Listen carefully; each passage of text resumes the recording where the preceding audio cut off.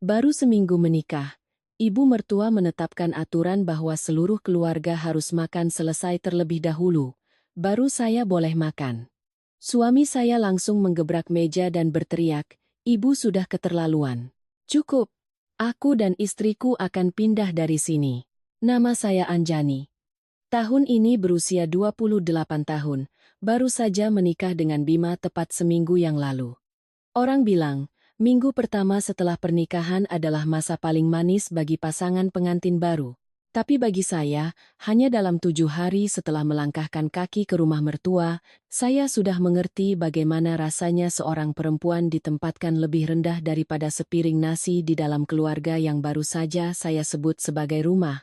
Rumah mertua saya adalah sebuah bangunan 3 lantai yang megah, terletak di sebuah jalan yang tenang di sebuah kompleks perumahan. Dari luar, siapapun yang melihat pasti akan memuji keluarga itu sebagai keluarga yang terpandang dan penuh tata krama.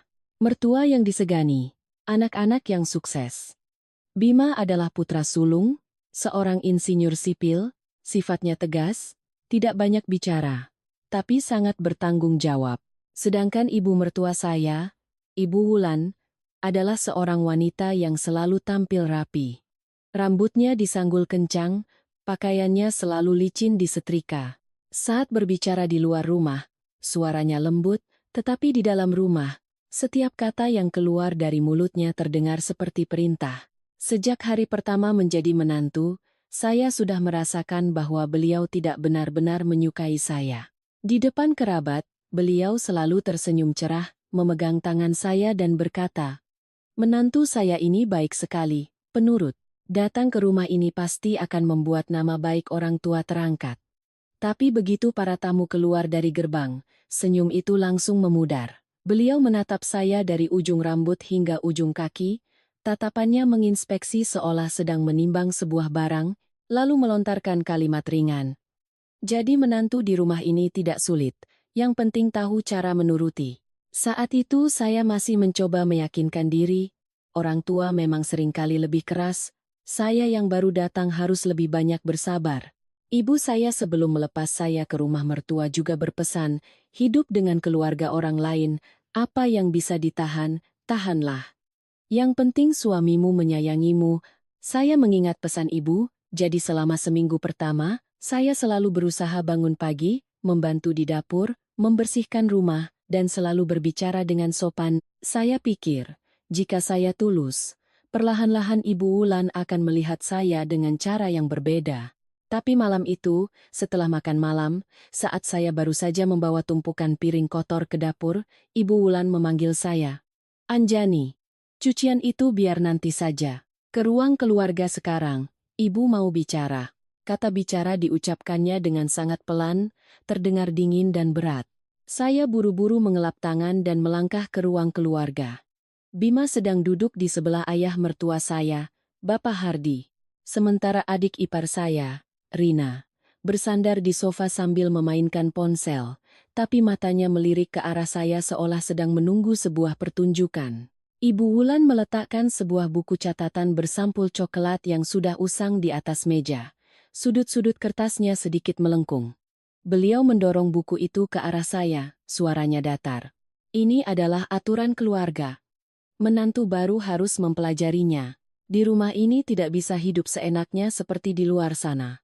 Saya sedikit terdiam, tapi tetap menjawab dengan sopan, "Baik, Bu. Mohon bimbingannya, Anjani masih baru dan banyak yang belum diketahui." Awalnya, saya pikir itu hanyalah beberapa aturan umum seperti apa yang harus disiapkan saat ada acara selamatan, bagaimana cara berdoa di altar leluhur, atau bagaimana menyapa orang yang lebih tua.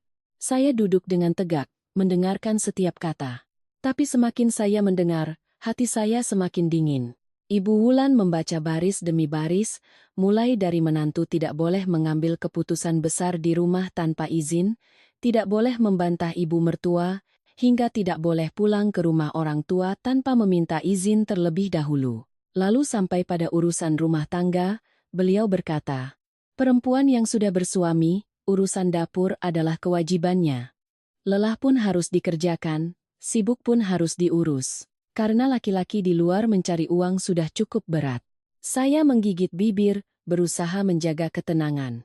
Bima yang duduk di sebelah saya mulai mengerutkan kening, tapi Ibu Wulan terus melanjutkan, seolah semua yang diucapkannya adalah kebenaran mutlak. Pada akhirnya, beliau menutup buku itu, mengangkat kepala dan menatap lurus ke arah saya. Tatapan matanya saat itu tidak akan pernah saya lupakan. Dingin, tajam, dan ada sedikit rasa kemenangan dari seseorang yang tahu dirinya memegang kendali. Beliau berkata, "Dan yang paling penting, kamu harus ingat baik-baik. Di rumah ini, menantu baru yang belum punya jasa apa-apa, belum punya hak untuk duduk sejajar dengan orang tua.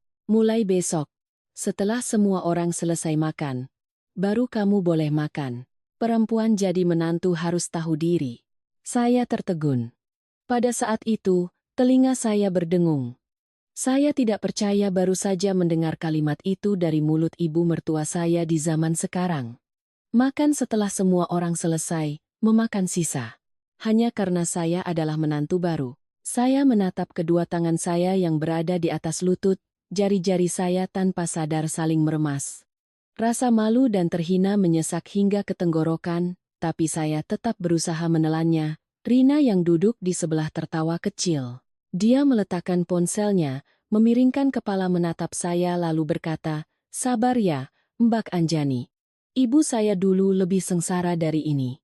Lagi pula, baru datang kan harus tahu diri sedikit. Masa baru datang sudah mau sejajar, kan tidak enak dilihat." Saya menoleh ke arah Bima. Saat itu, di dalam hati saya hanya ada satu pertanyaan. Pria yang baru saja menggenggam tangan saya di pelaminan, berjanji akan melindungi saya seumur hidup. Apakah sekarang dia berani memihak saya? Atau dia juga akan menunduk diam seperti banyak suami lain, membiarkan istrinya diinjak-injak oleh ibu mertua dengan dalih tata krama keluarga? Ibu Wulan melihat saya tidak berkata apa-apa, mengira saya sudah takut. Beliau tersenyum sinis, suaranya semakin pedas. "Rumah ini tidak kekurangan nasi, tapi tidak akan memberi makan menantu yang baru datang sudah mau sejajar. Ingat, kalau mau dihormati orang, pertama-tama harus tahu cara menunduk." Kalimat itu seperti sebuah tamparan yang mendarat telak di harga diri saya. Sebelum saya sempat bereaksi, sebelum saya sempat mengucapkan sepatah kata pun, tangan Bima di sebelah saya sudah mengepal erat. Saya mendengar dengan sangat jelas suara cangkir teh di atas meja bergetar pelan saat tangannya diletakkan dengan keras. Suasana di ruang keluarga seketika menjadi tegang, dan saya tahu, momen penentuan yang sesungguhnya telah dimulai. Suara cangkir teh yang diletakkan keras di atas meja terdengar kering. Tidak cukup keras untuk membuat orang terkejut, tapi di dalam ruang keluarga yang sunyi senyap saat itu, suara itu terdengar seperti guntur. Saya mengangkat kepala dan melihat Bima sedang menatap lurus ke arah ibunya. Wajahnya masih tenang, tapi rahangnya sudah mengeras, matanya menjadi gelap seolah menahan amarah yang sudah sampai di puncak. Dia berkata dengan sangat jelas, "Ucapan ibu sudah keterlaluan." Ibu Wulan terdiam. Mungkin selama puluhan tahun menjadi seorang ibu, beliau sudah terbiasa melihat Bima yang pendiam, jarang berdebat, dan selalu mengalah demi kedamaian keluarga. Karena itulah, beliau tidak menyangka putra yang biasanya tenang itu berani membantahnya tepat di depan ayah, adik, dan juga saya. Beliau membanting buku catatan itu ke meja, matanya langsung menajam. "Apa katamu? Baru menikah seminggu sudah membela istri dan melawan ibu?" Bima berdiri. Dia tidak terburu-buru meninggikan suara, juga tidak kehilangan kendali. Dia hanya melangkah maju, dengan lembut menarik saya untuk berdiri di belakangnya. Seolah hanya dengan satu gerakan itu saja, sudah cukup untuk menunjukkan siapa yang dia pilih untuk dilindungi. Suaranya merendah. Bima tidak membela siapapun yang salah. Tapi istri Bima bukan pembantu. Dia menikah dengan Bima, masuk ke rumah ini untuk menjadi istri dan anak, bukan untuk berdiri menunggu semua orang selesai makan lalu memungut sisa. Kalimat itu membuat mata saya memanas. Sejak Ibu Wulan mengumumkan aturan konyol itu, saya sudah berjanji pada diri sendiri untuk tetap tenang.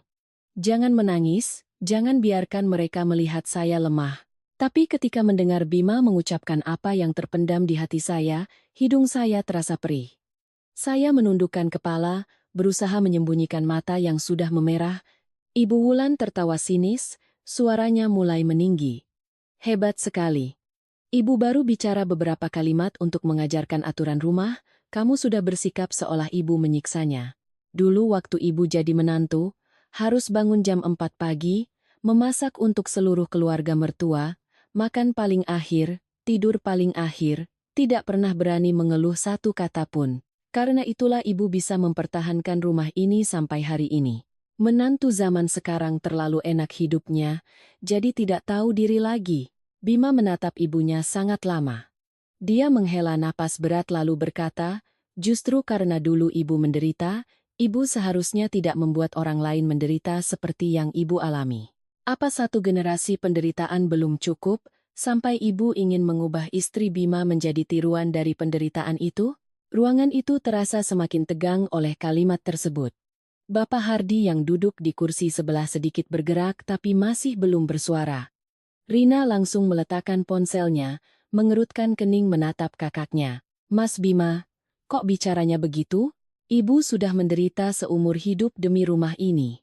Sekarang Mbak Anjani baru datang belum berbuat apa-apa sudah membuat Mas menyalahkan ibu. Benar-benar beda ya kalau sudah punya istri. Ibu Wulan merasa mendapat dukungan, menunjuk ke arah saya. Tuh, lihat kan? Dia baru datang sudah membuat rumah ini kacau. Wajahnya saja yang kelihatan lugu, ternyata licik, baru sebentar sudah bisa membuat suaminya melawan ibu. Perempuan seperti ini, ibu sekali lihat juga sudah tahu tidak sederhana. Saya ingin maju untuk menjelaskan bahwa saya belum mengucapkan sepatah kata pun, apalagi menghasut Bima. Tapi Bima menahan pergelangan tangan saya dari belakang, seolah memberi isyarat agar saya tidak perlu membela diri di hadapan orang-orang yang memang tidak berniat mendengarkan. Lalu dia menoleh ke adiknya, suaranya mendingin. Rina, kamu diam. Ini bukan urusanmu untuk ikut campur. Rina melotot. Mas sekarang membentakku juga? Gara-gara dia, Mas lupa siapa yang melahirkan Mas, lupa adik kandung sendiri? Kali ini, Bima menggebrak meja dengan keras. Cangkir teh itu terguling, airnya tumpah ke atas kaca. Ibu Wulan terkejut, Rina juga terdiam. Saya belum pernah melihat Bima seperti ini. Pria di hadapan saya bukan lagi suami pendiam yang selalu mengalah. Dia berdiri tegak, suaranya begitu tegas hingga setiap kata seolah menancap di dinding. Ibu sudah keterlaluan. Cukup, aku dan istriku akan pindah dari sini. Saya terpaku. 7 hari menjadi menantu, saya sudah mempersiapkan diri mungkin harus banyak bersabar, harus belajar hidup dengan bijak di rumah mertua. Tapi saya tidak pernah menyangka, di minggu pertama, suami saya akan menyatakan pindah rumah hanya untuk membela satu kali makan yang layak bagi istrinya. Hati saya campur aduk antara kaget, terharu, dan rasa kasihan yang aneh pada Bima. Saya tahu, untuk mengucapkan kalimat itu, Bima harus melewati bertahun-tahun kebiasaan diam di hadapan ibunya. Wajah Ibu Wulan memucat. Raut kemenangan di wajahnya lenyap, digantikan oleh amarah yang bercampur kepanikan. Beliau berdiri, suaranya bergetar karena marah, kamu berani melangkah keluar dari rumah ini, jangan harap ibu akan memberimu sepeser pun. Rumah, uang, koneksi, semuanya milik ayah dan ibu. Kalian pikir hidup di luar itu gampang? Bima tersenyum sedih. Dia menatap ibunya, sorot matanya tidak lagi marah, hanya penuh kekecewaan. Ibu pikir Bima menikahi Anjani untuk meminta uang ibu? Bima menikah untuk membangun keluarga, bukan untuk membawa istri pulang untuk disiksa oleh ibu. Jika harga untuk bisa tinggal di rumah ini adalah membiarkan istri Bima direndahkan, Bima tidak butuh. Ibu Wulan tercekat. Rina menggigit bibir.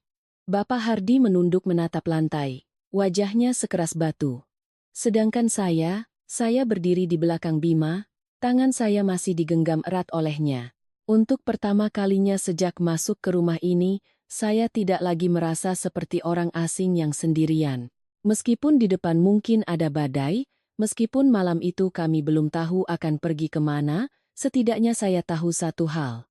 Dalam pernikahan ini, saya tidak harus berjuang sendirian. Setelah ucapan Bima, ruang keluarga menjadi begitu sunyi hingga saya bisa mendengar detak jarum jam dinding.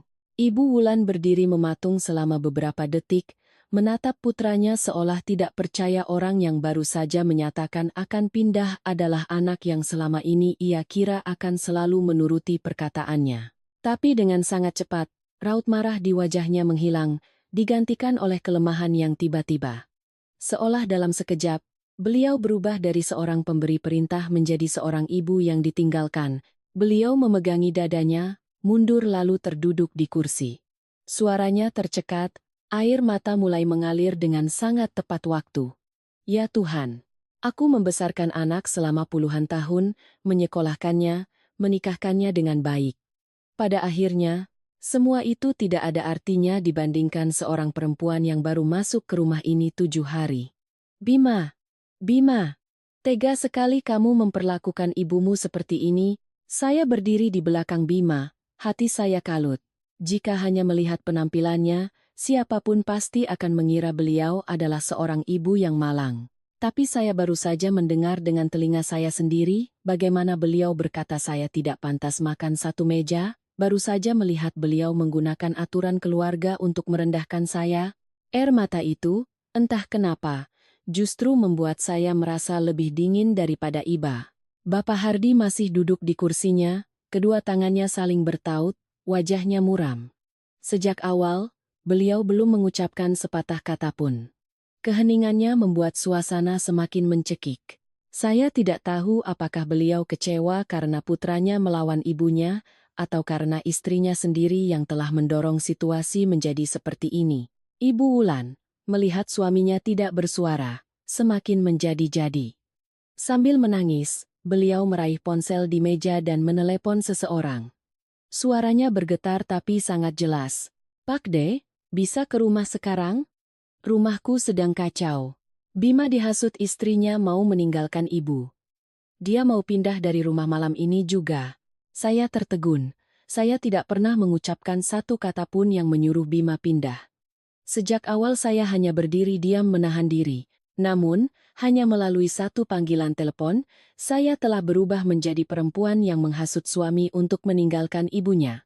Saya hendak maju untuk menjelaskan, tapi Bima menahan tangan saya. Dia menggeleng sangat pelan. Tatapan matanya seolah berkata bahwa ada orang yang tidak butuh kebenaran, mereka hanya butuh alasan untuk menyalahkan.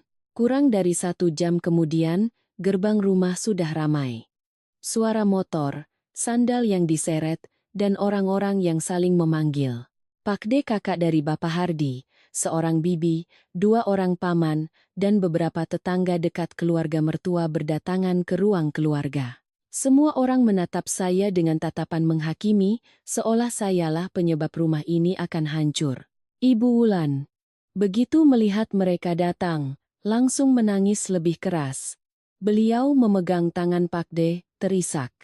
Lihatlah, Mas. Aku tidak berbuat apa-apa yang keterlaluan.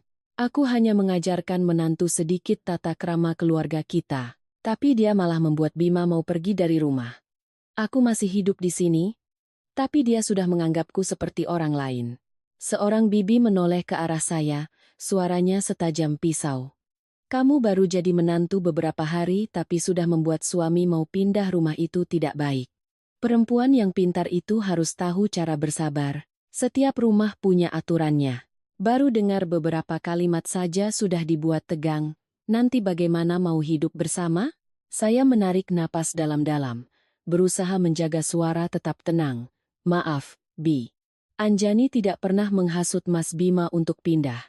Sejak tadi Anjani belum mengucapkan satu kata pun yang melawan ibu. Saya belum selesai bicara, Rina sudah memotong. Mbak memang tidak bicara, tapi Mbak pasang muka sedih supaya Mas Bima membelakan? Perempuan zaman sekarang itu hebat, tidak perlu banyak bicara. Cukup menangis sedikit saja suaminya langsung melawan ibu. Bima langsung maju selangkah, berdiri tepat di depan saya. Suaranya tidak keras tapi begitu dingin hingga seisi ruangan terdiam. Ini keputusan saya sendiri, tidak ada yang menghasut. Saya mau bertanya pada Pak De, Bibi, paman semua di sini.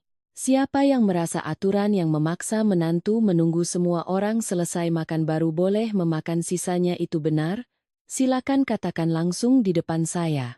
Seluruh ruangan tiba-tiba hening. Bibi yang tadi menceramahi saya juga terdiam, bibirnya bergerak-gerak tapi tidak bisa mengeluarkan kata-kata. Pak D mengerutkan kening menatap Ibu Wulan, bertanya pelan, "Benar kamu bicara seperti itu pada Anjani, Wulan?" Ibu Wulan langsung menyeka air matanya, mengubah nada bicaranya begitu cepat hingga saya merinding.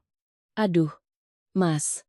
Aku bicara begitu kan hanya untuk menguji menantu baru. Keluarga kita kan dari dulu menjunjung tinggi sopan santun. Aku ingin lihat apa dia tahu cara menghormati yang lebih tua."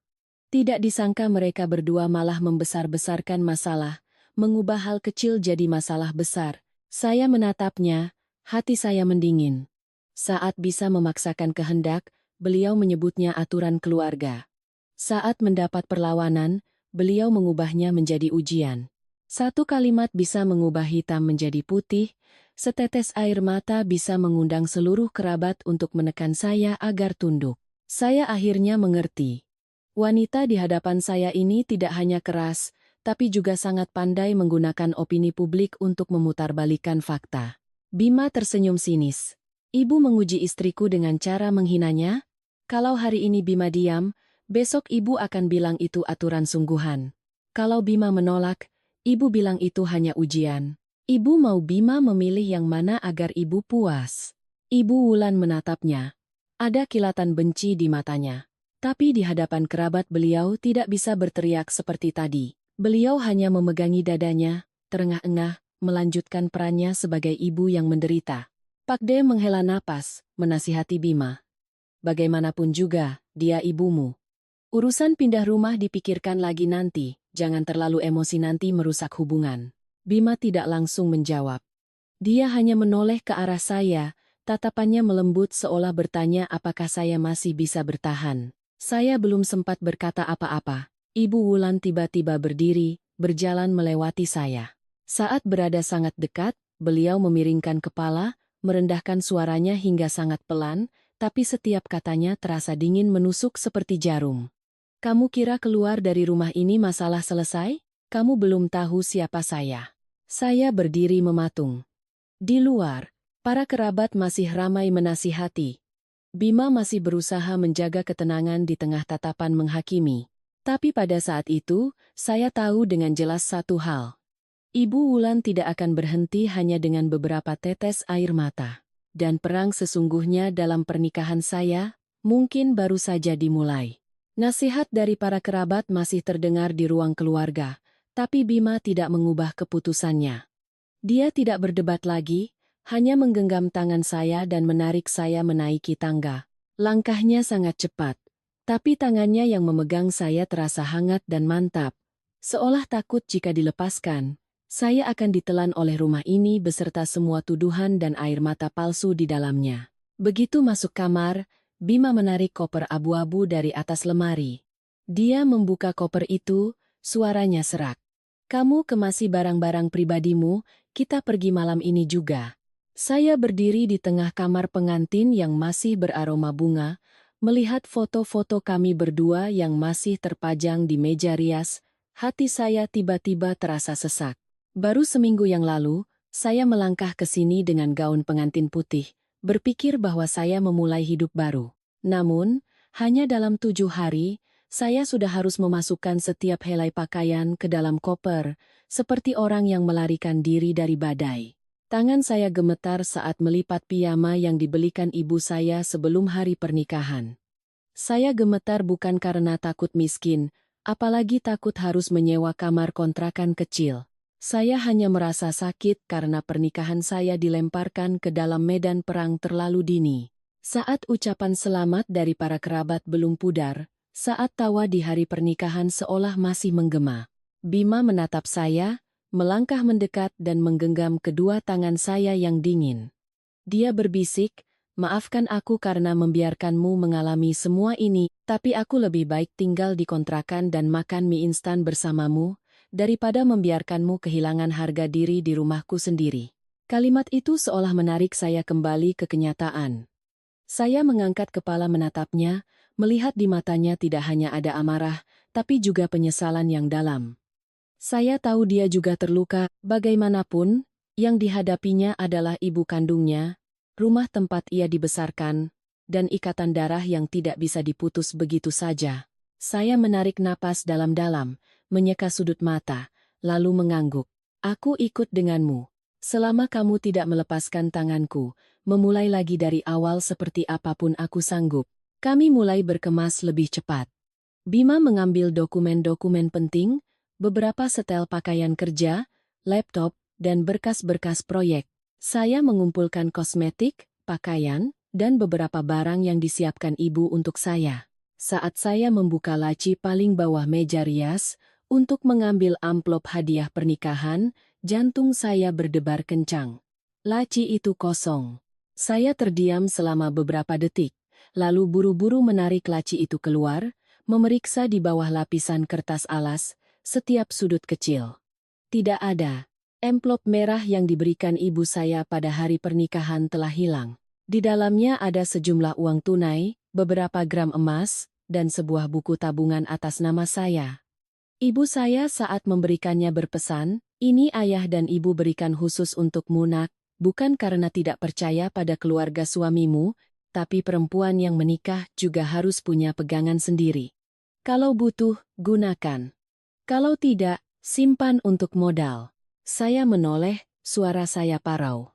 "Mas Bima, amplop hadiah dari ibu di mana?" Bima yang sedang melipat kemeja ke dalam koper, langsung berhenti.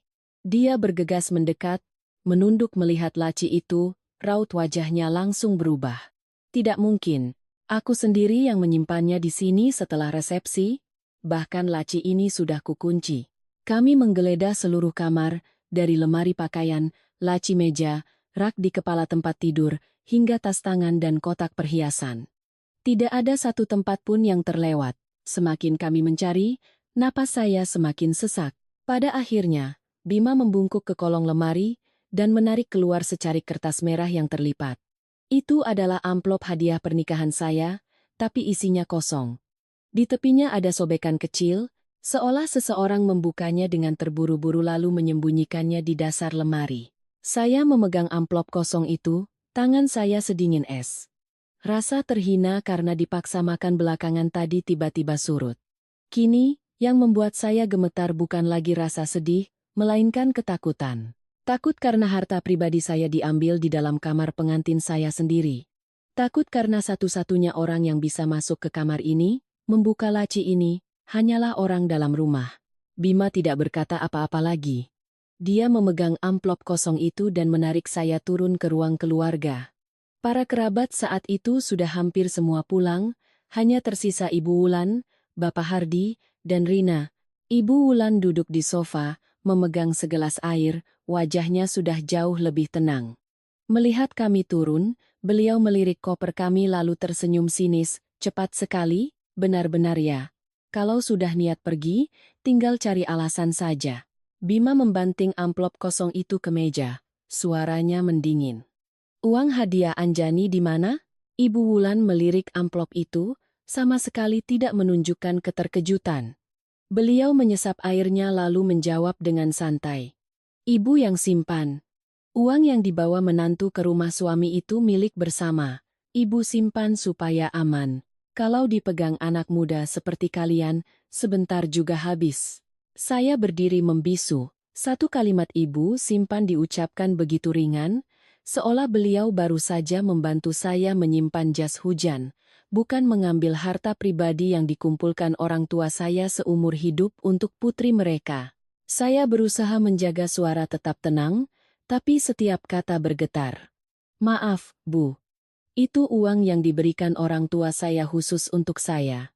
Buku tabungannya juga atas nama saya. Ibu tidak bisa mengambilnya begitu saja." Ibu Wulan meletakkan gelasnya ke meja, menatap saya dengan tatapan merendahkan. "Kamu sudah jadi menantu di rumah ini, jangan terlalu membedakan mana milikmu mana milik. Perempuan baru menikah sudah menyimpan uang sendiri. Nanti, bagaimana mau menganggap keluarga suami ini penting?" Bima mengertakkan gigi. "Kembalikan sekarang, Bu." Ibu Wulan tertawa, tawa yang sangat pelan tapi penuh tantangan. "Mau pindah silakan saja. Uangnya ibu simpan, mau lihat kalian bisa bertahan berapa hari, tidak punya uang di tangan, nanti juga tahu diri pulang memohon pada ibu. Kalimat itu membuat punggung saya merinding. Sampai di titik ini, semua masalah bukan lagi sekadar soal makan, bukan lagi soal senioritas atau aturan keluarga. Saya menatap wanita di hadapan saya, akhirnya mengerti mengapa beliau begitu bersikeras agar saya tunduk sejak hari pertama. Beliau tidak hanya ingin saya makan belakangan, beliau ingin mengendalikan saya dengan rasa malu, mengendalikan suami saya dengan kata bakti, dan sekarang, mengendalikan hidup kami dengan uang. Bima menggenggam erat tangan saya, tangannya gemetar karena marah. Sementara saya, menatap amplop kosong di meja, di dalam hati saya muncul perasaan yang sangat jelas. Malam ini kami tidak hanya meninggalkan rumah ini, kami baru saja memasuki sebuah pertarungan lain yang lebih dalam, lebih kotor, dan jauh lebih menakutkan. Saya kira Bima akan meledak marah. Dengan karakternya yang tegas, mendengar ibunya berkata simpan uang untuk lihat kalian bisa bertahan berapa hari, mungkin putra manapun akan sulit untuk tetap tenang. Namun, berlawanan dengan dugaan saya, Bima hanya berdiri diam. Dia menatap Ibu Wulan sangat lama. Sorot matanya begitu dingin hingga saya tidak lagi mengenali suami yang biasanya lembut pada saya. Lalu, dengan perlahan dia mengeluarkan ponsel dari sakunya dan memutar sebuah rekaman suara. Suara Ibu Wulan terdengar sangat jelas di tengah ruang keluarga yang sunyi, biar saja ibu yang pegang uang hadiahnya. Kalau uangnya di tangan ibu, dia tidak akan berani macam-macam. Menantu baru kalau tidak dipegang dari awal, nanti bisa naik ke kepala. Disusul oleh suara Rina yang lebih pelan tapi masih terdengar. Nanti kalau Mas Bima tahu bagaimana Bu? Suara tawa sinis Ibu Wulan terdengar di rekaman. Kakakmu itu ibu yang melahirkan, masa ibu tidak paham? Dia marah sebentar juga lupa. Kalau si Anjani itu, orang tuanya kasih uang sebanyak itu, bodoh sekali kalau dibiarkan dia pegang sendiri. Saya terdiam membeku, seolah seluruh tenaga saya terkuras habis. Ternyata semua ini bukan terjadi mendadak malam ini. Bukan karena Ibu Wulan kesal lalu spontan mengambil uang saya. Beliau sudah merencanakannya, sudah mendiskusikannya, sudah menganggap hadiah pernikahan dari orang tua saya sebagai rantai untuk memaksa saya tunduk. Saya menoleh ke arah Bima, tenggorokan saya tercekat. Kamu sudah tahu sebelumnya? Bima mematikan rekaman itu, suaranya memberat. Aku hanya curiga. Setelah acara lamaran, aku dengar ibu bertanya-tanya berapa banyak emas dan uang yang diberikan orang tuamu. Waktu itu aku sudah merasa tidak nyaman, tapi masih berpikir mungkin ibu hanya penasaran. Lalu beberapa hari kemudian, aku tidak sengaja melihat ibu mencatat setiap hadiah pernikahan, setiap amplop dari kerabat, termasuk uang dari orang tuamu. Ibu bahkan menggarisbawahinya 2 kali. Saya mendengar itu dan hati saya sedingin es. Selama saya berusaha menjadi menantu yang baik, berusaha bangun pagi membantu di dapur, berusaha memanggilnya ibu dengan seluruh rasa hormat, ternyata beliau diam-diam sudah menghitung berapa banyak nilai yang saya bawa ke dalam rumah ini. Ternyata di matanya, saya bukan hanya menantu baru yang harus dididik, tapi juga sebuah brankas yang harus dikunci sebelum pemiliknya sempat membukanya sendiri. Bima menatap Ibu Wulan, suaranya tidak keras tapi setiap katanya sangat berat. Bima tidak langsung bicara karena masih ingin memberi ibu kesempatan. Bima pikir, jika Bima ingatkan baik-baik, ibu akan berhenti, tapi ibu tidak berhenti. Ibu memaksa istri Bima makan belakangan. Ibu memanggil kerabat untuk menyalahkannya. Sekarang ibu bahkan mengambil uang hadiahnya. Ibu mau mendorong masalah ini sampai sejauh mana lagi? Wajah Ibu Wulan berubah. Wajahnya sempat memucat, tapi dengan cepat kembali mengeras. Beliau menunjuk ponsel Bima, suaranya melengking. Kamu merekam ibumu sendiri? Ya Tuhan, anakku sekarang merekam suara ibunya untuk menjatuhkannya. Pasti Anjani yang mengajarimu, kan? Baru datang saja dia sudah membuat ibu dan anak menjadi musuh. Saya menggigit bibir. Sampai detik ini pun beliau masih berusaha menyeret saya ke dalam semua kesalahan, masih ingin menjadikan dirinya korban. Tapi Bima tidak membiarkannya melanjutkan. Dia maju selangkah, berkata dengan jelas, tidak ada yang mengajari Bima. Bima merekam karena takut suatu hari nanti ibu akan menyangkal semuanya. Dan ternyata benar, ibu memang sedang menyangkalnya. Ibu Wulan menggebrak meja. Ibu hanya menyimpan, bukan mencuri. Ini rumah suaminya. Uang yang dia bawa ke sini ya ibu simpan. Apa yang salah? Perempuan baru menikah sudah menyimpan harta sendiri. Nanti kalau dia meninggalkanmu bagaimana? Ibu melakukan ini juga demi kamu. Bima langsung menjawab tanpa ragu. Uang itu adalah harta pribadi istri Bima. Ibu tidak punya hak untuk menyentuhnya. Jangan mengatasnamakan kasih sayang untuk mengambil sesuatu yang bukan milik ibu. Kalimat itu membuat Ibu Wulan terdiam. Rina yang duduk di sebelahnya juga tidak lagi terlihat angkuh. Dia menunduk menatap ponselnya, jari-jarinya bergerak gelisah. Saya melihatnya dengan jelas, tapi sebelum sempat berpikir lebih jauh, Bapak Hardi, yang sejak tadi diam, tiba-tiba berdiri. Beliau melangkah ke meja. Suaranya rendah tapi begitu berat hingga seisi ruangan terdiam. Wulan, kembalikan amplop itu pada Anjani. Ibu Wulan menoleh tajam ke arah suaminya. Bapak juga membelanya? Bapak Hardi menatapnya, sorot matanya penuh kelelahan. Saya tidak membela siapa-siapa. Saya hanya melihat kamu sedang membuat rumah ini semakin memalukan. Menantu baru menikah seminggu, kamu tidak memberinya makan yang layak. Sekarang kamu mengambil uang pribadinya. Kamu mau orang luar tahu dan menertawakan keluarga ini? Bibir Ibu Wulan bergetar, jelas sekali marah sekaligus malu. Tapi di hadapan tatapan tegas dari suami dan putranya, beliau tidak punya jalan lain. Beliau mengambil kunci dari saku bajunya, melemparkannya ke arah Rina. Naik ke kamar ibu, buka laci paling bawah, ambil amplop merah itu ke sini. Rina terkejut, wajahnya terlihat pucat. Dia memegang kunci itu tapi tidak langsung berdiri. Ibu Wulan melotot. Kamu tuli? Ibu suruh ambil. Rina dengan enggan menaiki tangga. Setiap langkahnya terdengar berat. Beberapa menit kemudian, dia kembali. Di tangannya ada amplop merah milik saya. Tapi saat Bima mengambil dan membukanya, di dalamnya hanya tersisa buku tabungan. Uang tunai dan beberapa gram emas yang ibu saya masukkan telah hilang. Saya menatap isi amplop yang kosong, darah di tubuh saya seolah membeku. Bima menoleh tajam ke arah ibu dan adiknya, suaranya serak karena marah. Uangnya di mana? Emasnya di mana? Ibu Wulan juga tertegun. Tapi yang membuat saya merinding bukan raut terkejutnya, melainkan tatapan matanya yang langsung beralih ke Rina. Dalam tatapan itu bukan ketidaktahuan, melainkan kepanikan, seolah beliau baru menyadari ada sesuatu yang terjadi di luar rencananya. Rina tergagap. Aku tidak tahu. Waktu aku buka lemari, isinya sudah begitu. Bima tertawa sinis. Kamu pikir aku percaya? Rina menangis, tapi tangisannya terdengar begitu palsu hingga membuat saya merinding. Sementara Ibu Wulan terdiam, tangannya mencengkeram tepi sofa, wajahnya pucat pasi. Saya melihat mereka bertiga, lalu melihat buku tabungan yang tersisa di dalam amplop. Di kepala saya hanya ada satu pertanyaan. Kemana perginya uang tunai dan emas hadiah pernikahan saya? Dan mengapa Ibu Wulan begitu bersikeras menahan kami di rumah ini? Seolah-olah, jika saya melangkah keluar dari rumah ini, sebuah rahasia besar akan langsung meledak. Malam itu, pada akhirnya saya dan Bima tetap meninggalkan rumah mertua.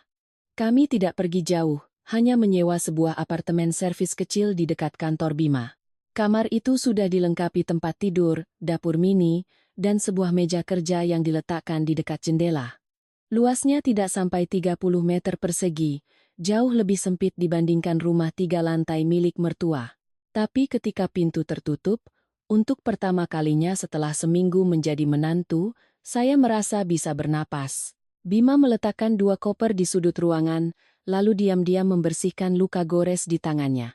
Sejak meninggalkan rumah tadi, dia hampir tidak bicara. Saya tahu dia sedang berusaha menahan diri agar tidak runtuh. Dalam satu malam, dia harus melawan ibunya, membawa istrinya pergi dari rumah tempat ia dibesarkan, dan menemukan bahwa hadiah pernikahan saya telah dicuri. Saya membuatkan segelas air hangat untuknya, meletakkannya di meja, lalu berbisik, "Aku tidak menyalahkanmu. Ini bukan salahmu." Dia menoleh menatap saya, matanya memerah tapi suaranya tetap berusaha tenang. "Aku akan mengambil kembali semua uang dan emasmu. Aku janji. Saya tidak menjawab, hanya mengangguk. Saat itu saya masih naif, berpikir bahwa dengan kami pindah, semua masalah akan mereda. Meskipun kehilangan uang dan terluka, setidaknya kami tidak lagi hidup di bawah tatapan tajam Ibu Wulan. Tapi saya salah. Bagi orang seperti beliau, kepergian kami dari rumah bukanlah akhir. Itu hanyalah alasan baginya untuk memulai pertempuran lain yang lebih kotor dan lebih kejam. Pagi di hari kedua setelah kami pindah, saat saya sedang bersiap-siap berangkat kerja, telepon saya tiba-tiba bergetar terus-menerus. Awalnya saya pikir pesan dari kantor, tapi saat saya buka, ada hampir 10 panggilan tak terjawab dari seorang sepupu saya. Tak lama kemudian, dia mengirimkan sebuah tangkapan layar beserta pesan, "Anjani, lihat ini. Keluarga mertuamu mengunggah apa?" Saya membuka gambar itu. Itu adalah unggahan Rina di Facebook. Dia tidak menyebut nama saya secara langsung, tapi setiap katanya seolah menampar wajah saya. Ada jenis perempuan yang baru menikah seminggu sudah menghasut suami meninggalkan ibunya. Belum masuk ke rumah sudah mengincar uang dan harta. Ibu tua membesarkan anak 30 tahun, pada akhirnya kalah oleh seorang perempuan yang pandai menangis di saat yang tepat. Saya berdiri mematung di tengah kamar kecil itu, tangan memegang ponsel, tubuh saya dingin. Di bawah unggahan itu, puluhan komentar sudah muncul. Ada yang menulis, "Zaman sekarang istri-istri memang mengerikan, baru menikah sudah memisahkan suami dari keluarganya." Yang lain berkomentar, "Perempuan seperti itu harusnya dilepaskan saja, semakin dipertahankan semakin merusak keluarga." Ada lagi yang lebih jahat. Baru menikah sudah kelihatan sifat matrenya, nanti pasti menjual rumah mertua juga. Setiap baris tulisan itu menusuk mata saya.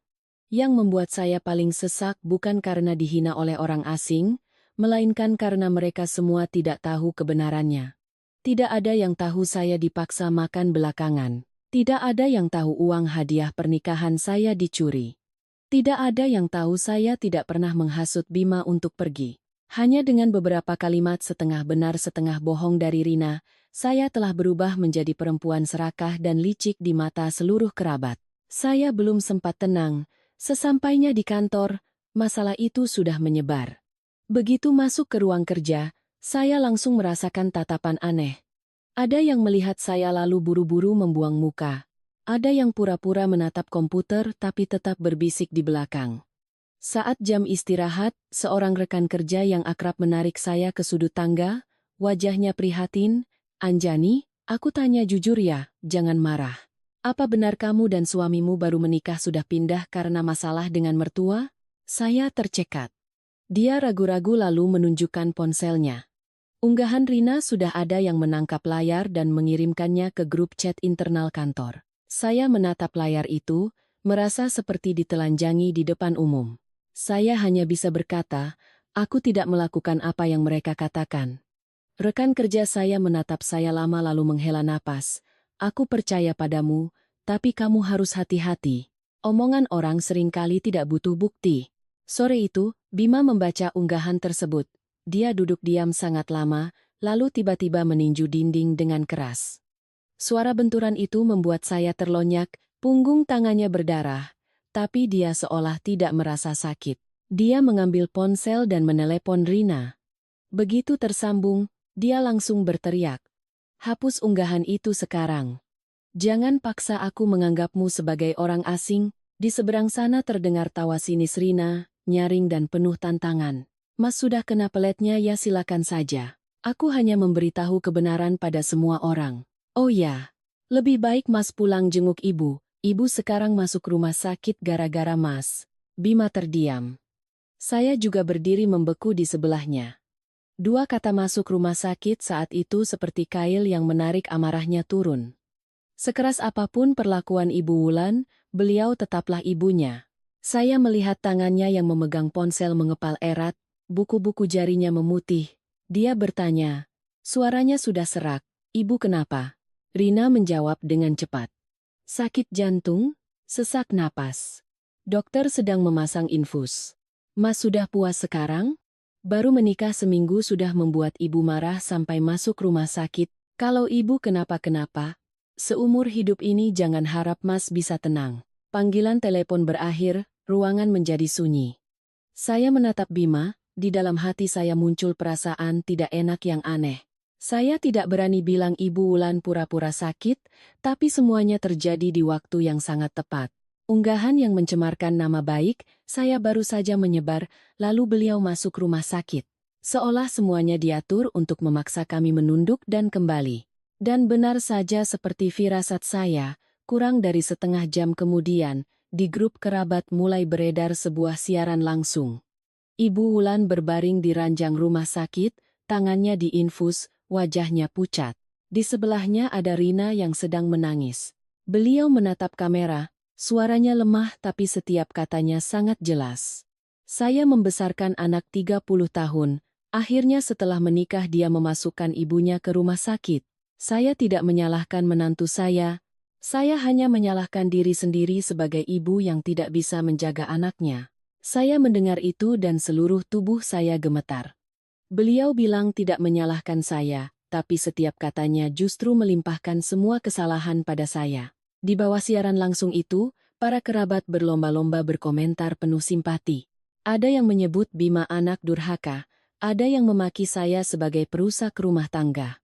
Ada yang bahkan mengirim pesan pribadi pada saya, "Kamu sudah puas? Mertuamu sudah di rumah sakit sekarang." Bima mematikan ponselnya, wajahnya menjadi gelap. Saya kira dia akan langsung lari ke rumah sakit, tapi dia hanya berdiri diam, tatapan matanya mendingin perlahan. Lalu dia mengucapkan sebuah kalimat yang membuat saya terkejut hingga sesak napas. Ibu tidak masuk rumah sakit karena sakit jantung. Ibu sedang mengulang sandiwara lamanya. Saya menatapnya, belum sempat bertanya lebih jauh. Tapi dari raut wajah Bima, saya mengerti bahwa di balik kalimat itu pastilah ada sebuah kisah lama yang sangat berat, sebuah rahasia yang pernah digunakan Ibu Wulan untuk menghancurkan seorang perempuan lain sebelum saya. Saya menatap Bima sangat lama. Kalimatnya membuat ruangan yang sudah sempit ini terasa semakin berat dan menyesakkan. Di luar jendela, lampu jalan memancarkan cahaya kuning pucat ke wajah lelah suami saya. Dia duduk di tepi ranjang, kedua tangannya saling bertaut, kepalanya menunduk. Untuk pertama kalinya sejak menikah, saya melihat Bima seperti seseorang yang terpaksa membuka kembali luka lama yang sudah berusaha ia kubur dalam-dalam. Dia terdiam sejenak, lalu akhirnya berkata, "Anjani, kamu bukan orang pertama yang ditekan oleh ibu." Dengan air mata dan campur tangan kerabat, saya terdiam, perasaan dingin menjalar di tubuh saya. Saya duduk di sampingnya, tidak mendesak, hanya menunggunya melanjutkan. Bima memijat keningnya, suaranya memberat. Dulu aku punya kakak laki-laki, namanya Mas Bayu. 7 tahun yang lalu, dia bercerai. Seluruh keluarga waktu itu bilang pada orang luar bahwa istrinya tidak tahu diri, tidak sopan pada mertua, dan tidak mau punya anak, makanya diceraikan. Tapi kebenarannya bukan seperti itu. Saya menahan napas. Sejak pacaran hingga menikah, Bima sangat jarang menyebut tentang kakaknya. Saya hanya tahu dia tinggal di kota lain dan hampir putus kontak dengan keluarga. Setiap kali saya bertanya, Bima selalu mengalihkan pembicaraan. Dulu saya pikir itu hanya masalah pribadi yang tidak pantas ditanyakan. Tidak disangka, di baliknya ada sisi gelap seperti ini. Bima bercerita, kakak ipar lamanya, Mbak Laras, adalah seorang guru TK yang lembut, bicaranya halus, dan sangat menyayangi suaminya. Saat baru menjadi menantu, dia juga seperti saya, berusaha bangun pagi, membantu di dapur, sopan pada kerabat, berharap diterima oleh keluarga suami. Tapi bagi Ibu Wulan, semua itu tidak pernah cukup. Beliau memaksa Mbak Laras berhenti bekerja dengan alasan perempuan yang sudah menikah tidak pantas bergaul di luar. Tinggal di rumah mengurus keluarga mertua baru disebut istri yang baik. Awalnya Mbak Laras menolak, dia mencintai pekerjaannya dan ingin mandiri secara finansial. Tapi Ibu Wulan setiap hari menyindir, kadang bilang gaji guru tidak seberapa hanya membuat malu keluarga, kadang menangis pada Mas Bayu bahwa menantunya lebih mementingkan murid daripada mertua. Akhirnya, demi kedamaian rumah tangga, Mbak Laras terpaksa berhenti bekerja. Dari seorang perempuan yang punya pekerjaan, punya murid, punya kebahagiaan sendiri, Dia perlahan-lahan dikurung di dalam dapur, dan rentetan perintah yang tak berujung. Bima mengepalkan tangannya, suaranya tercekat. Ibu bahkan menyimpan sisa gaji terakhir Mbak Laras. Ibu bilang, perempuan menyimpan uang sendiri itu sumber masalah. Setiap belanja, semua harus dicatat di buku, kurang Rp1.000 pun ditanya. Setiap malam, ponselnya harus diperiksa oleh Mas Bayu, alasannya untuk memastikan dia tidak berkirim pesan dengan laki-laki lain. Saya mendengar itu dan merinding. Perlakuan itu bukan terjadi karena emosi sesaat. Itu seperti sebuah jaring yang ditenun dengan sangat teliti. Helai demi helai menjerat leher perempuan manapun yang masuk ke dalam rumah itu. Saya teringat bagaimana Ibu Wulan menanyakan uang hadiah pernikahan saya, bagaimana beliau ingin menyimpannya, bagaimana beliau menggunakan unggahan dan siaran langsung untuk menjadikan saya pesakitan. Ternyata, ini bukan pertama kalinya beliau melakukan hal ini. Beliau sudah terlalu terbiasa. Lalu saat Mbak Laras melawan, apa yang terjadi? Tanya saya pelan. Bima tersenyum sinis, senyum yang penuh kepahitan. Ibu melakukan hal yang sama seperti hari ini. Memanggil kerabat, menangis-nangis bilang menantunya kurang ajar, durhaka, tidak tahu adat. Ibu bahkan menuduhnya tidak mau punya anak, membuat keluarga kami tidak punya keturunan. Padahal, saat itu dokter bilang Mas Bayu yang perlu pemeriksaan lebih lanjut. Tapi ibu menyembunyikan semuanya, melimpahkan semua kesalahan pada Mbak Laras. Saya terdiam. Seorang perempuan dipaksa berhenti bekerja, uangnya ditahan, ponselnya diawasi, lalu dihina di depan kerabat karena masalah anak. Hanya mendengarnya saja saya sudah merasa sesak napas. Padahal Mbak Laras telah hidup dalam situasi itu setiap hari. Bima menatap lantai, suaranya mengecil. Saat dia menarik kopernya keluar dari rumah, ibu bahkan berdiri di depan gerbang dan memakinya, perempuan mandul enyah saja dari sini, rumah ini tidak butuh orang tidak berguna. Saya menutup mulut, tenggorokan saya tercekat. Tiba-tiba semua yang terjadi pada saya beberapa hari terakhir ini menjadi sangat jelas. Jika Bima tidak membela saya, jika saya terus bersabar selama beberapa bulan atau tahun, mungkin suatu hari nanti saya juga akan menjadi Laras yang kedua. Dipatahkan sedikit demi sedikit, lalu diusir dari rumah dengan cap menantu durhaka. Bima melanjutkan, suaranya serak. Setelah bercerai, dia mengalami depresi berat. Aku dengar dia harus menjalani terapi psikologis hampir setahun. Mas Bayu setelah itu juga pergi dari rumah. Dia tidak menyalahkan ibu di depan siapapun, tapi sejak itu dia hampir tidak pernah pulang. Sedangkan aku, waktu itu aku baru berusia awal 20-an, hanya bisa dia menonton. Aku takut pada ibu, takut pada kerabat, takut pada kata bakti yang membebani. Aku diam saja. Sampai sekarang aku masih menyesal.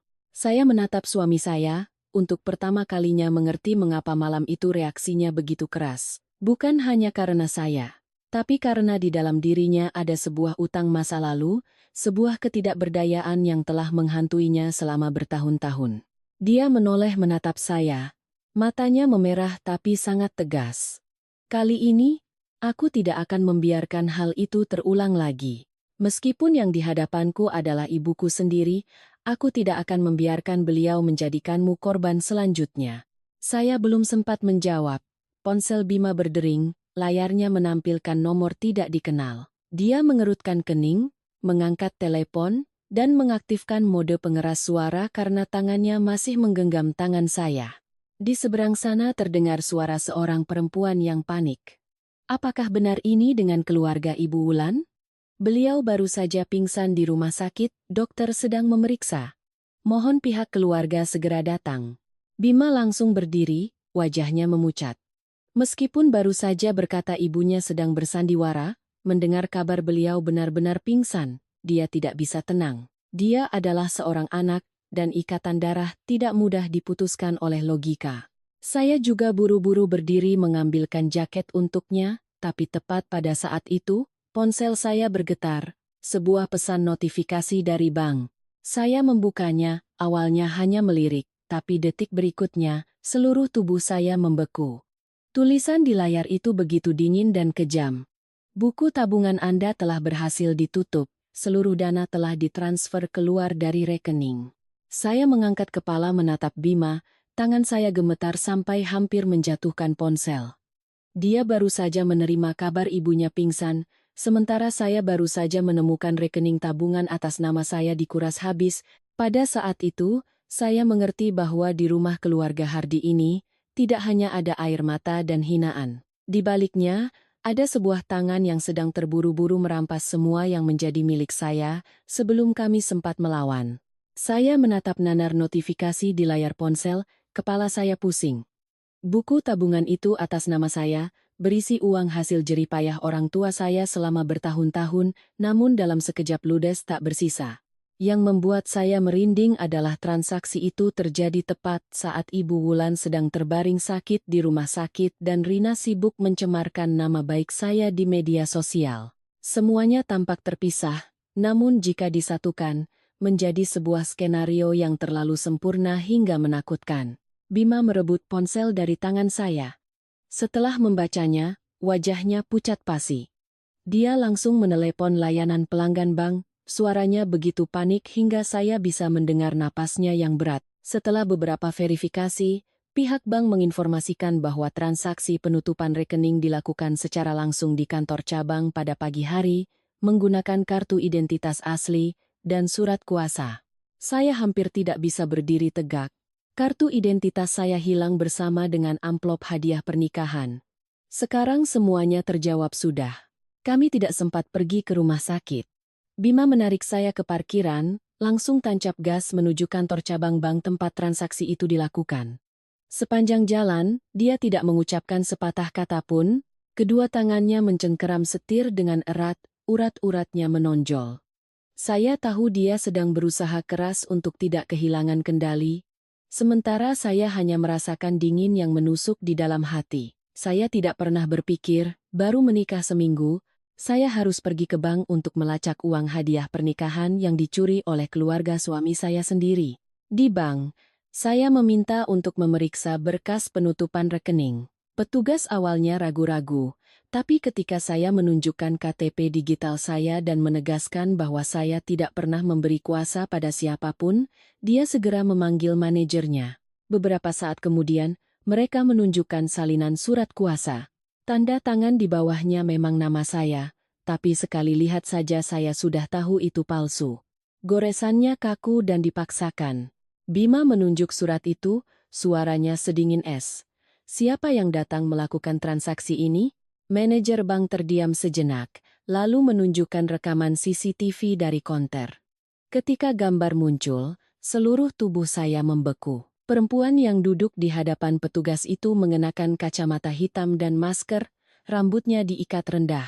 Tapi dari postur duduk dan tas tangan berwarna krem itu, saya langsung mengenalinya. Rina. Dia menyerahkan surat kuasa dan KTP saya, lalu menandatangani slip penarikan dengan tergesa-gesa tapi terlihat terlatih. Saya belum sempat bersuara, Bima meminta untuk memutar rekaman dari lobi. Apa yang muncul di layar membuat kami berdua terdiam. Di luar pintu kaca bank, seorang pria tinggi besar dengan lengan penuh tato berdiri bersandar di motor gedenya. Dia terus menatap ke dalam, sesekali mengangkat ponselnya seolah mendesak. Ketika Rina keluar, pria itu langsung merebut kantong kertas dari tangannya dan memeriksanya di depan bank. Petugas bank menatap saya dengan prihatin. Dia berbisik sangat pelan, "Mbak, saya tidak tahu masalah keluarganya bagaimana. Tapi beberapa hari ini, sepertinya adik ipar Mbak itu sedang ditagih utang. Kemarin saya juga lihat ada orang berwajah seram menunggu di luar. Tadi waktu transaksi, tangannya gemetar sekali, tapi dia terus bilang sudah diberi kuasa oleh Mbak." Mendengar itu, Bima langsung berbalik pergi. Saya bergegas mengikutinya. Begitu sampai di mobil, dia meninju pintu mobil dengan keras, suaranya serak. "Rina. Ibu, mereka berani melakukan sejauh ini." Saya tidak bisa berkata apa-apa. Hati saya saat itu bukan hanya marah, tapi juga merasa dikhianati habis-habisan. Mereka mengambil uang saya, menggunakan identitas saya, memalsukan tanda tangan saya, lalu menjadikan saya anak durhaka di hadapan semua orang. Bima menyetir langsung ke rumah orang tuanya. Saat kami masuk, Ibu Wulan sedang duduk di sofa, masih mengenakan pakaian pasien, Di tangannya ada semangkuk bubur sarang burung walet. Melihat kami, beliau sedikit terkejut, tapi dengan cepat memasang wajah lelah. Kalian masih tahu jalan pulang? Ibu kira ibu mati di rumah sakit juga tidak akan ada yang peduli. Bima tidak menjawab. Dia menyapu teko-teh di meja hingga jatuh dan pecah berkeping-keping di lantai. Suara keramik yang pecah membuat Ibu Wulan terlonjak, wajahnya yang pura-pura lemah seketika menjadi waspada. Bima berteriak, "Ibu pakai uang istriku untuk membayar utang Rina, kan?" Ibu Wulan terdiam sejenak, hanya sejenak, lalu langsung menunjuk wajah saya. "Uang itu juga uang keluarga ini. Adikmu nyawanya di ujung tanduk, masa aku diam saja? Kamu sebagai kakak ipar. Menolong adik iparmu sekali memangnya kenapa?" Saya menatapnya, tenggorokan saya tercekat karena amarah. Ibu menyebut ini menolong?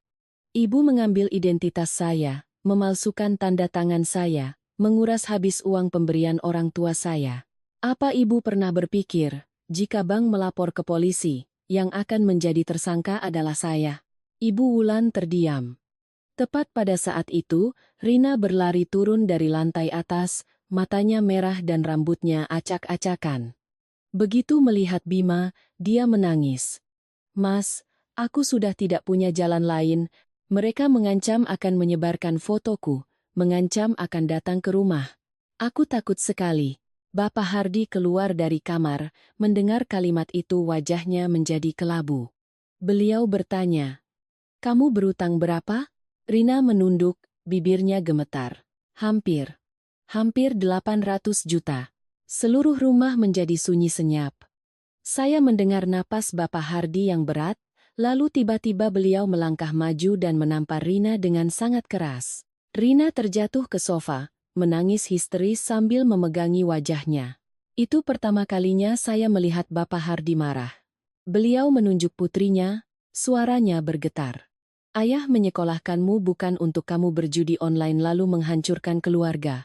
Rina menangis sambil berteriak. "Ayah pikir aku mau? Aku kalah lalu ingin mengembalikannya.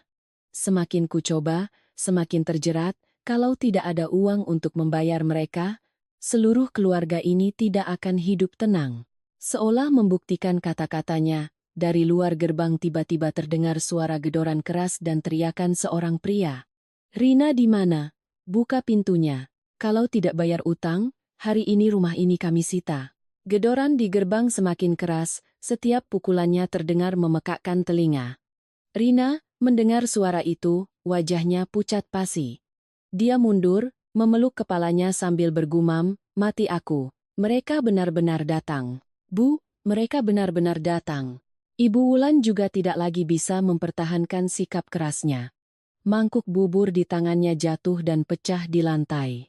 Untuk pertama kalinya sejak saya masuk ke rumah ini, saya melihatnya benar-benar takut. Bukan takut kehilangan muka, bukan pura-pura lemah, melainkan ketakutan yang nyata dari seseorang yang tahu bencana sudah di depan mata. Bapak Hardi hendak melangkah keluar, tapi Bima menahannya. "Biar Bima saja, Pak." Tapi sebelum dia sempat melangkah, gerbang didorong dengan paksa. 3 pria bertato masuk ke halaman. Pria yang memimpin tinggi besar, dengan bekas luka di pipinya. Dia menendang pot anggrek di teras, lalu melemparkan setumpuk kertas ke meja ruang tamu. Suaranya serak dan berbahaya. "Si Rina mana? Mau kabur, ha? Hari ini tidak ada uang, tanda tangani surat jual rumah. Aku tidak punya waktu minum teh dengan keluarga kalian." Rina menangis, bersembunyi di belakang ibunya. Ibu Wulan dengan gemetar melindungi putrinya, tapi matanya terus melirik ke arah Bima. Beliau menghampiri Bima, menarik tangannya sambil menangis. "Bima, tolong selamatkan adikmu. Dia masih muda, dia hilaf. Kamu kakaknya, kamu tidak bisa diam saja melihat adikmu celaka." Bima menatap ibunya, wajahnya sedingin es. Dia hanya bertanya satu kalimat, "Uang istriku di mana?" Ibu Wulan tertegun, lalu tergagap. Ibu sudah transfer semua. Kemarin ibu berikan sebagian pada mereka agar mereka melepaskan Rina. Ibu kira sudah selesai. Ternyata utangnya terus berbunga, mereka menagih lagi." Saya berdiri diam, merasa marah sekaligus getir. Seluruh uang tunai dan emas hadiah pernikahan saya, yang dikumpulkan orang tua saya, agar putrinya punya pegangan, telah dipakai untuk menutupi lubang tanpa dasar yang dibuat Rina. Pria pemimpin itu melangkah masuk. Dia menyapu pandangannya, dari Bapak Hardi ke Bima, lalu berhenti pada saya. Tatapannya membuat saya merinding. Dia menyeringai. Yang ini kakak iparnya. Ya? Dia menatap saya dari atas ke bawah. Dengar-dengar, keluarga ini masih punya sebidang tanah warisan atas nama dia, kan? Tanah di pinggir jalan utama yang baru dibuka itu, harganya lumayan. Saya seperti disiram air es. Tanah itu diberikan orang tua saya sebelum menikah. Surat-suratnya masih ada di rumah mereka. Saya bahkan belum pernah menceritakannya secara detail pada siapapun kecuali Bima dan orang tua saya. Tapi dia tahu. Saya menoleh ke Bima. Wajahnya juga pucat pasi. Dia menatap ibunya. Suaranya serak. Ibu juga menjadikan tanah istriku sebagai jaminan? Ibu Wulan langsung menggeleng, tapi kepanikannya sudah menjawab segalanya. Ibu tidak menjaminkan. Ibu hanya bilang pada mereka kalau Anjani punya tanah. Ibu pikir kalau sudah terdesak, dia bisa tanda tangan menjualnya untuk membayar utang dulu. Nanti keluarga kita cari uang untuk menggantinya. Ibu hanya ingin menyelamatkan Rina. Saya tertawa getir. Menyelamatkan adik ipar dengan tanah menantu? Ibu sudah merencanakan ini sejak kapan? Sejak sebelum aku menikah dengan Mas Bima, kan? Ibu Wulan tidak berani menatap saya. Keheningannya adalah jawaban yang paling jelas. Pria bertato itu tertawa. Menantu baru ini pintar juga. Ibu tua ini sudah bicara padaku sebelum pernikahan. Bilang kalau calon menantunya dari keluarga baik-baik, hadiah pernikahannya banyak, sifatnya lugu dan gampang diatur. Dia bilang, tunggu saja sampai menikah, kalau orangnya sudah di tangan, tinggal suruh tanda tangan saja gampang. Bima seperti ditampar. Dia mundur selangkah, menatap ibunya dengan tatapan hancur. Ibu sudah tahu Rina berutang sebelum kami menikah? Ibu Wulan menangis semakin keras. Ibu takut kalau ibu bilang, kamu tidak jadi menikah. Ibu takut keluarga kita malu. Ibu pikir setelah menikah, dengan adanya kalian berdua, dengan uang hadiah dan tanah dari pihak perempuan, pasti bisa diselesaikan. Ibu melakukan ini juga demi keluarga ini. Tidak, Bima menggeram. Ibu melakukan ini karena serakah. Karena ibu menganggap istriku sebagai pelampung untuk keluarga ini, bukan sebagai manusia. Ruangan itu hening. Rina terduduk di lantai, menangis tersedu-sedu. Bapak Hardi memegangi dadanya. Wajahnya kelabu. Dan saya, menatap Ibu Wulan, wanita yang beberapa hari lalu masih memaksa saya makan belakangan demi tata krama, kini berlutut di tengah ruang keluarga, menangkupkan tangan ke arah saya. Anjani, Ibu mohon padamu, selamatkan keluarga kita kali ini. Ibu salah. Tapi kalau adikmu kenapa-kenapa, Ibu tidak sanggup hidup. Saya menatap tangannya yang gemetar, hati saya perih. Bukan karena kasihan, tapi karena akhirnya saya mengerti seluruh kebenarannya. Dari aturan makan, penahanan uang hadiah, hingga paksaan, agar kami tetap tinggal. Semuanya bukan karena aturan atau harga diri. Itu adalah sebuah jebakan yang sudah dipasang, bahkan sebelum hari pernikahan. Dan saya, di mata Ibu Wulan, tidak pernah dianggap sebagai menantu. Saya hanyalah sebuah dana talangan yang dibungkus dengan gaun pengantin. Setelah gerombolan itu pergi, rumah menjadi sunyi, tapi keheningan yang tersisa lebih menakutkan daripada teriakan mereka. Pot anggrek di teras pecah berantakan, Rina duduk meringkuk di sudut sofa, menangis tanpa suara. Ibu Wulan seperti kehilangan jiwa, tatapannya kosong. Saya kira Bapak Hardi akan jatuh terduduk karena malu, tapi tidak. Beliau berdiri lama di depan altar leluhur, lalu berbalik, suaranya serak tapi tegas. Malam ini panggil semua paman dan bibi ke sini, masalah ini tidak bisa disembunyikan lagi. Ibu Wulan langsung mengangkat kepala. Bapak gila? Memanggil mereka ke sini hanya untuk ditertawakan? Masalah keluarga biar diselesaikan di dalam rumah saja. Bapak Hardi menatapnya dengan dingin. Kamu masih takut ditertawakan? Waktu kamu mengambil uang menantumu, Waktu kamu berencana memaksanya menjual tanahnya untuk membayar utang. Apa kamu takut? Ibu Wulan terdiam, lalu kembali menangis. Saya melakukan semua ini karena Rina anak saya. Dia terdesak. Masa saya diam saja? Anjani sudah jadi menantu di sini. Membantu keluarga suami sekali juga tidak akan membuatnya mati. Bima mengepalkan tangannya. Saya tahu amarahnya memuncak, tapi dia tetap diam. Mungkin dia mengerti. Kini bukan lagi saatnya dia yang bicara. Malam itu, para kerabat kembali datang. Kali ini, tidak ada lagi suasana menghakimi seperti sebelumnya. Semua orang tahu ada masalah besar. Begitu masuk, Pak De langsung melihat pecahan pot di teras dan wajah Rina yang sembab, raut wajahnya langsung serius. Ibu Wulan, begitu melihat semua orang berkumpul, mulai bercerita sambil menangis. Dia melukiskan dirinya sebagai seorang ibu yang malang, yang putrinya berbuat hilaf, dan bahwa saya dan Bima masih terlalu muda untuk mengerti penderitaannya. Belum sempat saya menjawab, Bapak Hardi meletakkan setumpuk kertas tebal dan sebuah flash disk di atas meja. Suaranya terdengar jelas. Malam ini saya kumpulkan semua bukan untuk membela siapa-siapa, tapi untuk membuka kedok orang yang telah menghancurkan rumah ini. Ruangan itu hening. Ibu Wulan menatap suaminya dengan mata terbelalak. Bapak Hardi tidak menjawabnya. Dia menyambungkan flash disk itu ke televisi. Sebuah rekaman suara terdengar, suara Ibu Wulan, tidak lagi menangis, tapi terdengar sangat tenang dan dingin. Paksa saja si Anjani itu tanda tangan jual tanah, langsung dapat uang. Dia menantu baru, tidak akan berani melawan. Bima juga sayang ibunya, pasti akan luluh. Kemudian terdengar suara pria kasar. Cepat selesaikan urusannya.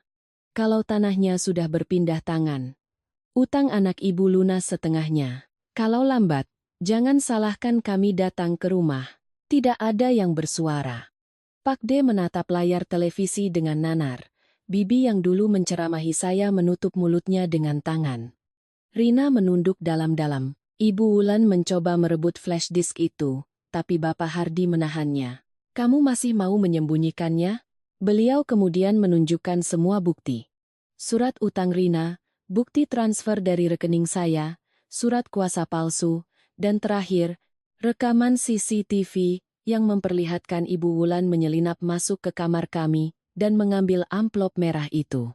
Saya melihat gambar itu. Hati saya perih. Meskipun sudah tahu, melihatnya dengan mata kepala sendiri tetap terasa menyakitkan. Pak De menggebrak meja dengan marah. Wulan, kamu sudah gila.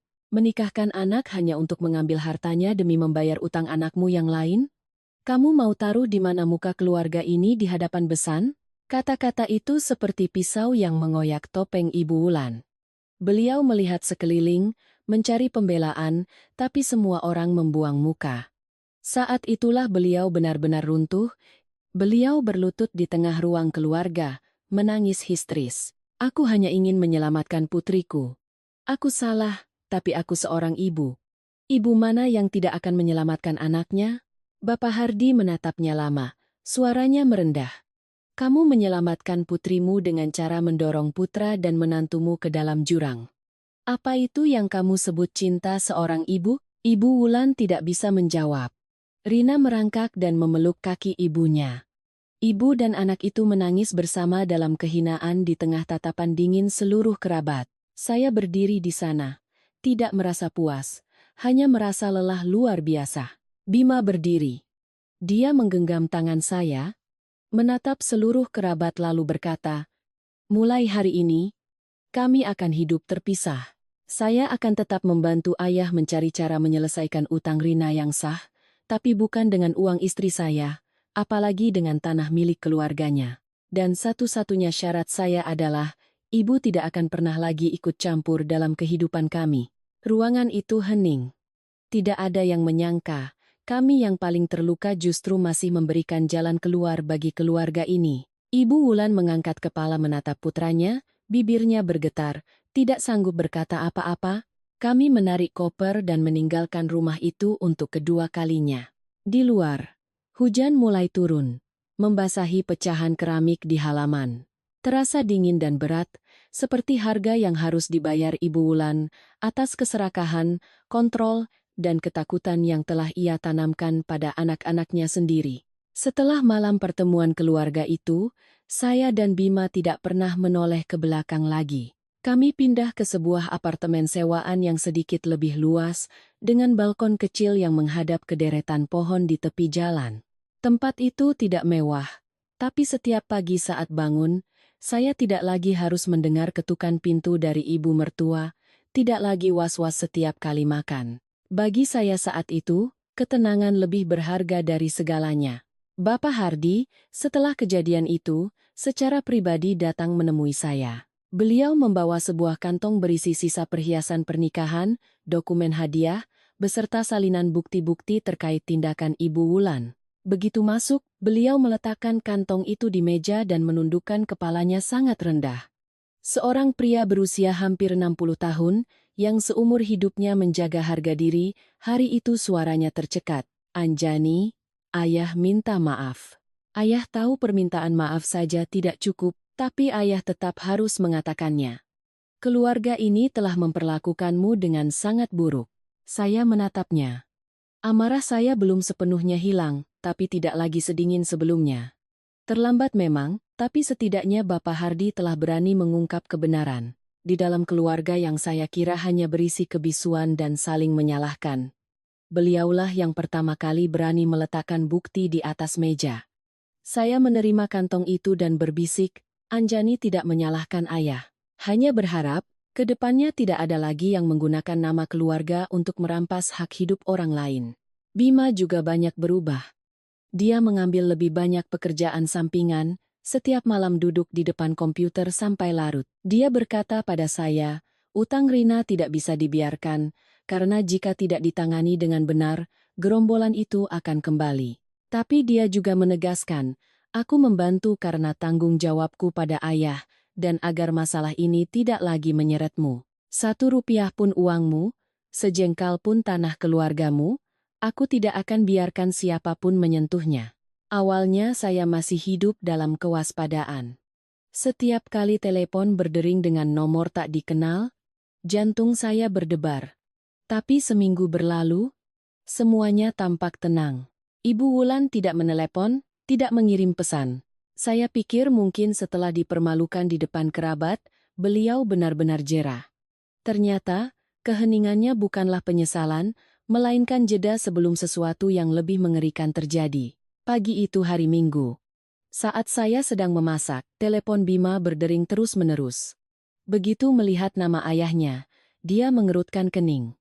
Begitu telepon diangkat, raut wajahnya langsung berubah. Saya mendengar dengan jelas suara Bapak Hardi yang panik dan terputus-putus. "Bima, cepat pulang. Ibumu hilang." Brankas di kamar juga terbuka. Sendok sayur di tangan saya jatuh. Bima, tanpa sempat berganti pakaian, langsung menarik saya ke mobil. Dalam perjalanan, dia menyetir dengan sangat cepat tapi tidak mengucapkan sepatah kata pun. Saya melihat tangannya mencengkeram setir, firasat buruk menyelimuti saya. Saat kami tiba, gerbang rumah terbuka lebar. Bapak Hardi berdiri di tengah ruang keluarga, rambutnya acak-acakan. Rina duduk di anak tangga, matanya bengkak, tubuhnya gemetar. Bima langsung berlari ke kamar orang tuanya, saya mengikutinya.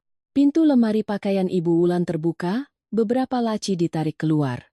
Pakaian, tas, dan kotak perhiasannya hampir lenyap. Tapi yang membuat Bapak Hardi hampir tidak bisa berdiri adalah brankas di sudut kamar yang sudah terbuka dan kosong. Beliau menunjuk brankas itu. Suaranya serak.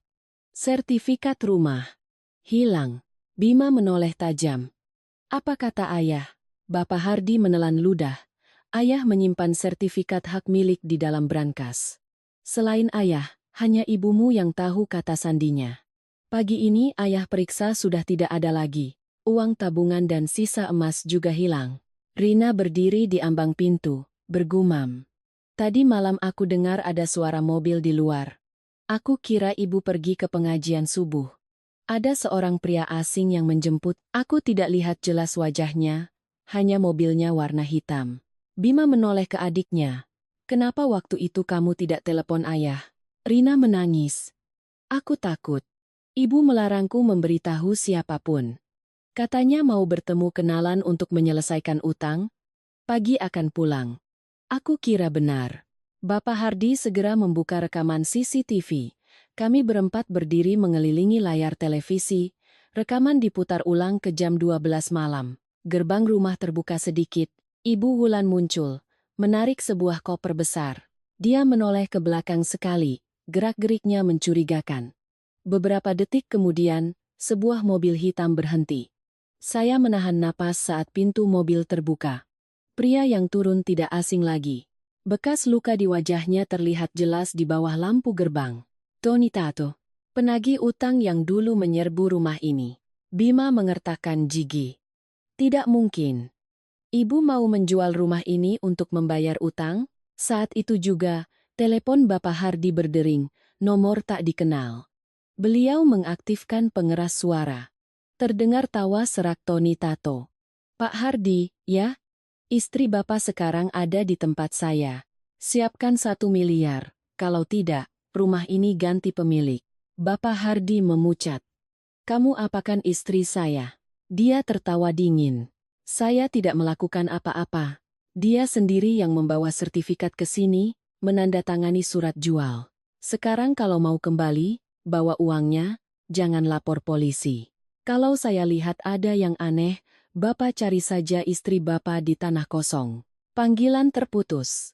Rina terduduk di lantai, menangis. Bapak Hardi berdiri membeku, teleponnya jatuh dari tangan. Bima menatap layar CCTV yang masih menampilkan gambar ibunya masuk ke mobil Tony, matanya merah padam, sedangkan saya, punggung saya terasa dingin. Ibu Wulan bukan lagi sekadar ibu yang berusaha menyelamatkan putrinya. Dia telah didorong oleh keserakahan, ketakutan, dan kebiasaan mengontrol hingga menjerumuskan seluruh keluarganya ke mulut jurang. Dan kali ini, taruhannya bukan lagi sekadar uang hadiah pernikahan saya. Bukan lagi sekadar harga diri seorang menantu baru. Kali ini, yang dipertaruhkan adalah seluruh rumah ini, nyawa, dan sisa ikatan keluarga yang terakhir. Bima segera mengambil ponsel Bapak Hardi dan mencoba menelepon kembali, tapi nomor itu sudah tidak aktif. Bapak Hardi terduduk lemas di sofa, bergumam, kenapa dia bisa sebodoh ini? Kenapa dia mempertaruhkan seluruh keluarga di tangan mereka? Bima tidak membiarkan dirinya panik terlalu lama. Dia segera menelepon temannya yang bernama Adi, seorang pengacara yang biasa menangani sengketa properti dan utang piutang. 20 menit kemudian, Adi sudah tiba, membawa laptop dan setumpuk berkas. Dia tidak banyak bertanya, hanya berkata singkat, berikan saya semua dokumen yang berhubungan dengan rumah ini, surat utang, pesan, rekaman, CCTV, secepatnya. Kami mengumpulkan semuanya. Awalnya saya pikir masalah ini hanya seputar utang judi Rina. Tapi semakin Adi membuka lembar demi lembar dokumen, raut wajahnya semakin serius. Dia meletakkan sebuah surat perjanjian di meja, menunjuk ke tanda tangan dan bertanya pada Bapak Hardi, apa Bapak tahu kalau Ibu Wulan pernah menandatangani surat jaminan investasi ini? Bapak Hardi mengangkat kepala. Investasi apa? Saya tidak pernah dengar. Adi memutar laptopnya ke arah kami. Di layar, tampak serangkaian transaksi transfer selama lebih dari setahun terakhir. Penerimanya adalah sebuah perusahaan dengan nama yang mentereng, PT Investasi Jaya Global. Namanya besar. Tapi alamat kantornya terdaftar di sebuah rumah sederhana di pinggiran kota. Adi berkata pelan, ini bukan perusahaan investasi yang benar. Modelnya seperti skema Ponzi, investasi bodong. Mengambil uang investor baru untuk membayar bunga investor lama.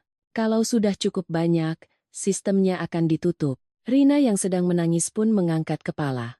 Bukannya ini hanya utangku? Ibu bilang beliau hanya pinjam tambahan untuk membantuku. Adi menatapnya. Utangmu hanya puncak gunung es. Menurut rekening koran ini, yang paling banyak menanamkan modal adalah ibumu. Ruangan itu hening. Saya melihat angka-angka di layar, mulai dari puluhan juta, lalu ratusan juta, terus berlanjut. Awalnya Ibu Wulan hanya mentransfer sedikit, setelah itu, rekeningnya secara rutin menerima bunga kecil, tepat waktu.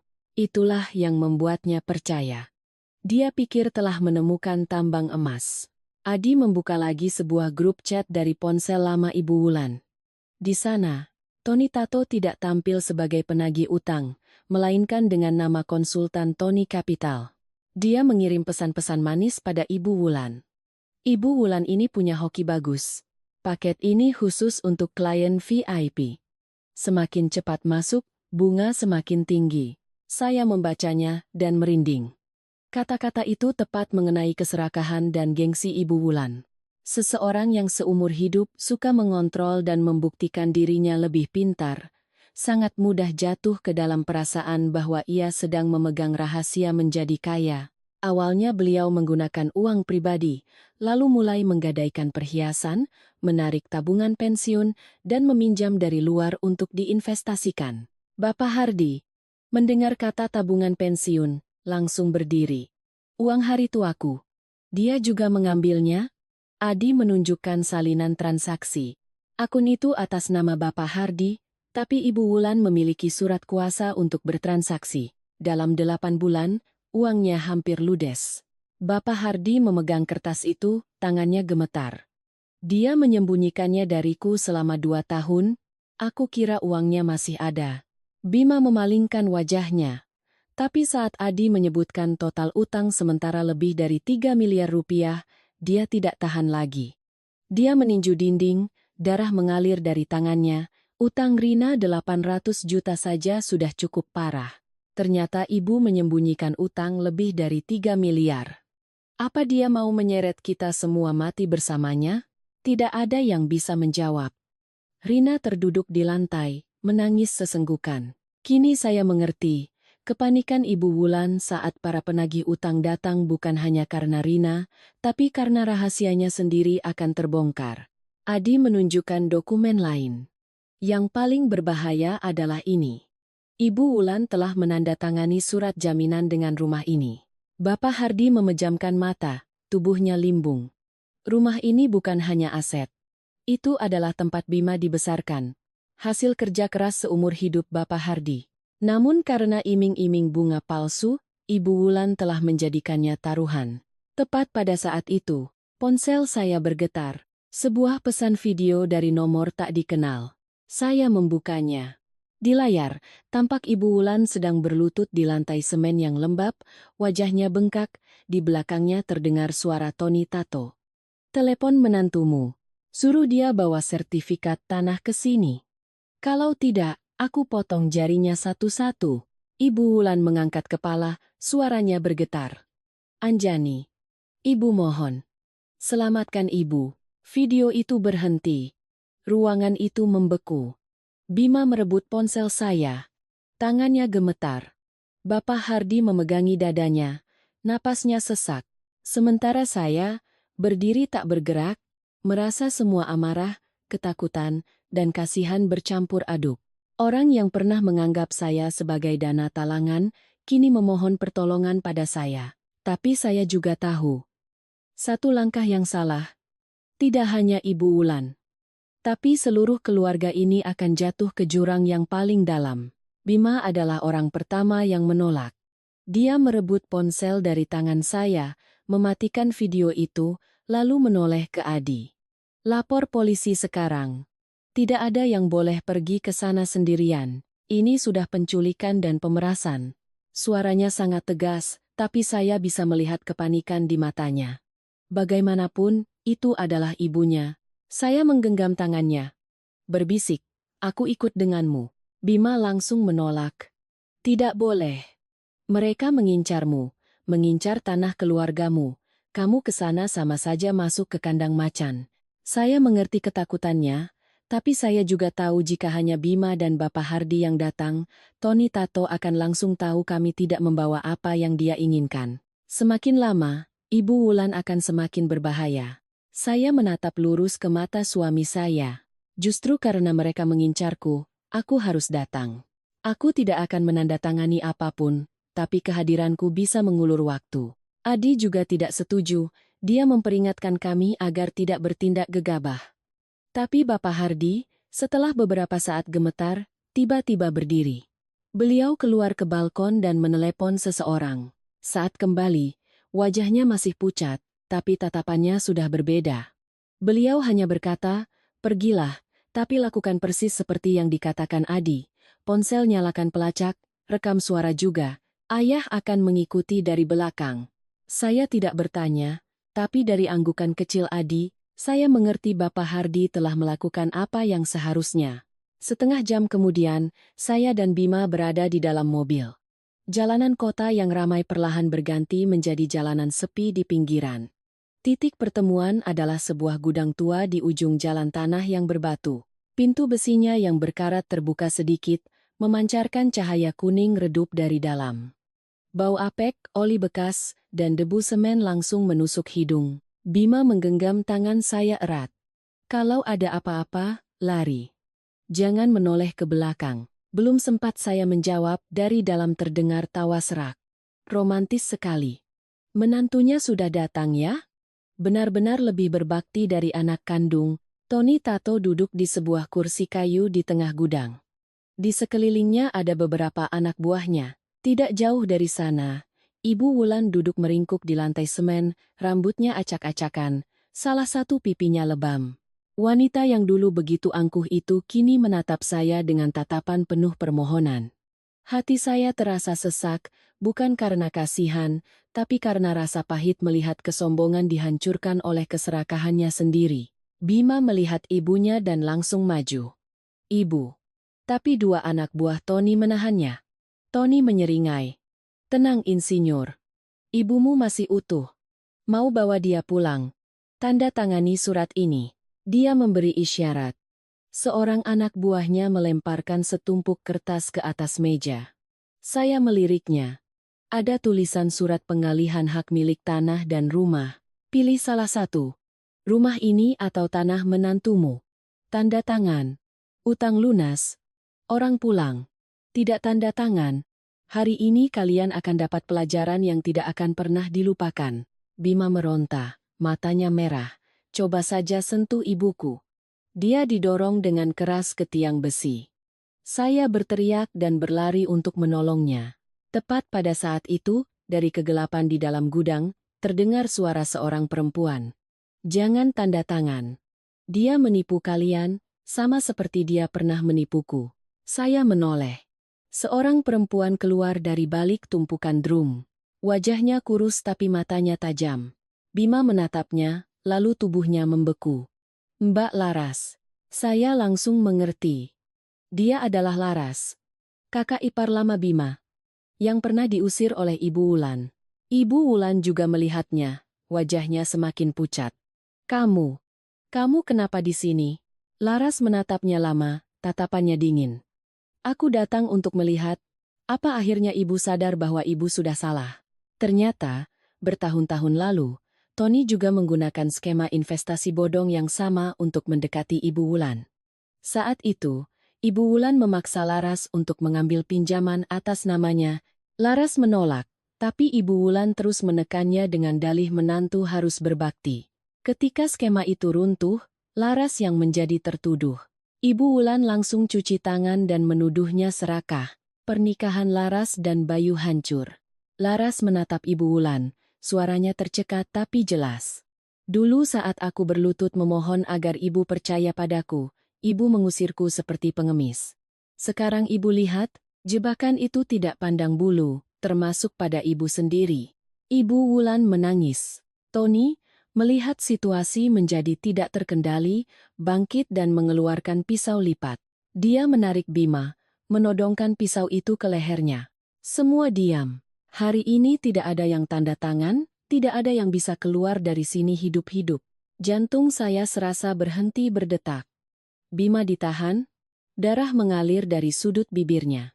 Tapi tepat pada saat Tony menyeret Bima ke pintu belakang, di luar gudang tiba-tiba terdengar suara sirene polisi yang riuh. Lampu biru merah menyapu masuk melalui celah pintu, menerangi wajah Tony yang panik. Dari luar terdengar suara pengeras suara. "Semua letakkan senjata. Kalian sudah terkepung." Saya menoleh, puluhan petugas sudah mengepung gudang. Bima juga menyadarinya. Bapak Hardi tidak datang untuk memohon. Beliau datang bersama polisi. dan semua yang kami lakukan sejak tadi hanyalah mengulur waktu. Begitu suara sirene terdengar, seisi gudang menjadi kacau. Anak buah Tony panik, mencoba melarikan diri. Suara tembakan peringatan, teriakan polisi, dan benda-benda yang jatuh menciptakan kekacauan yang memekakkan telinga.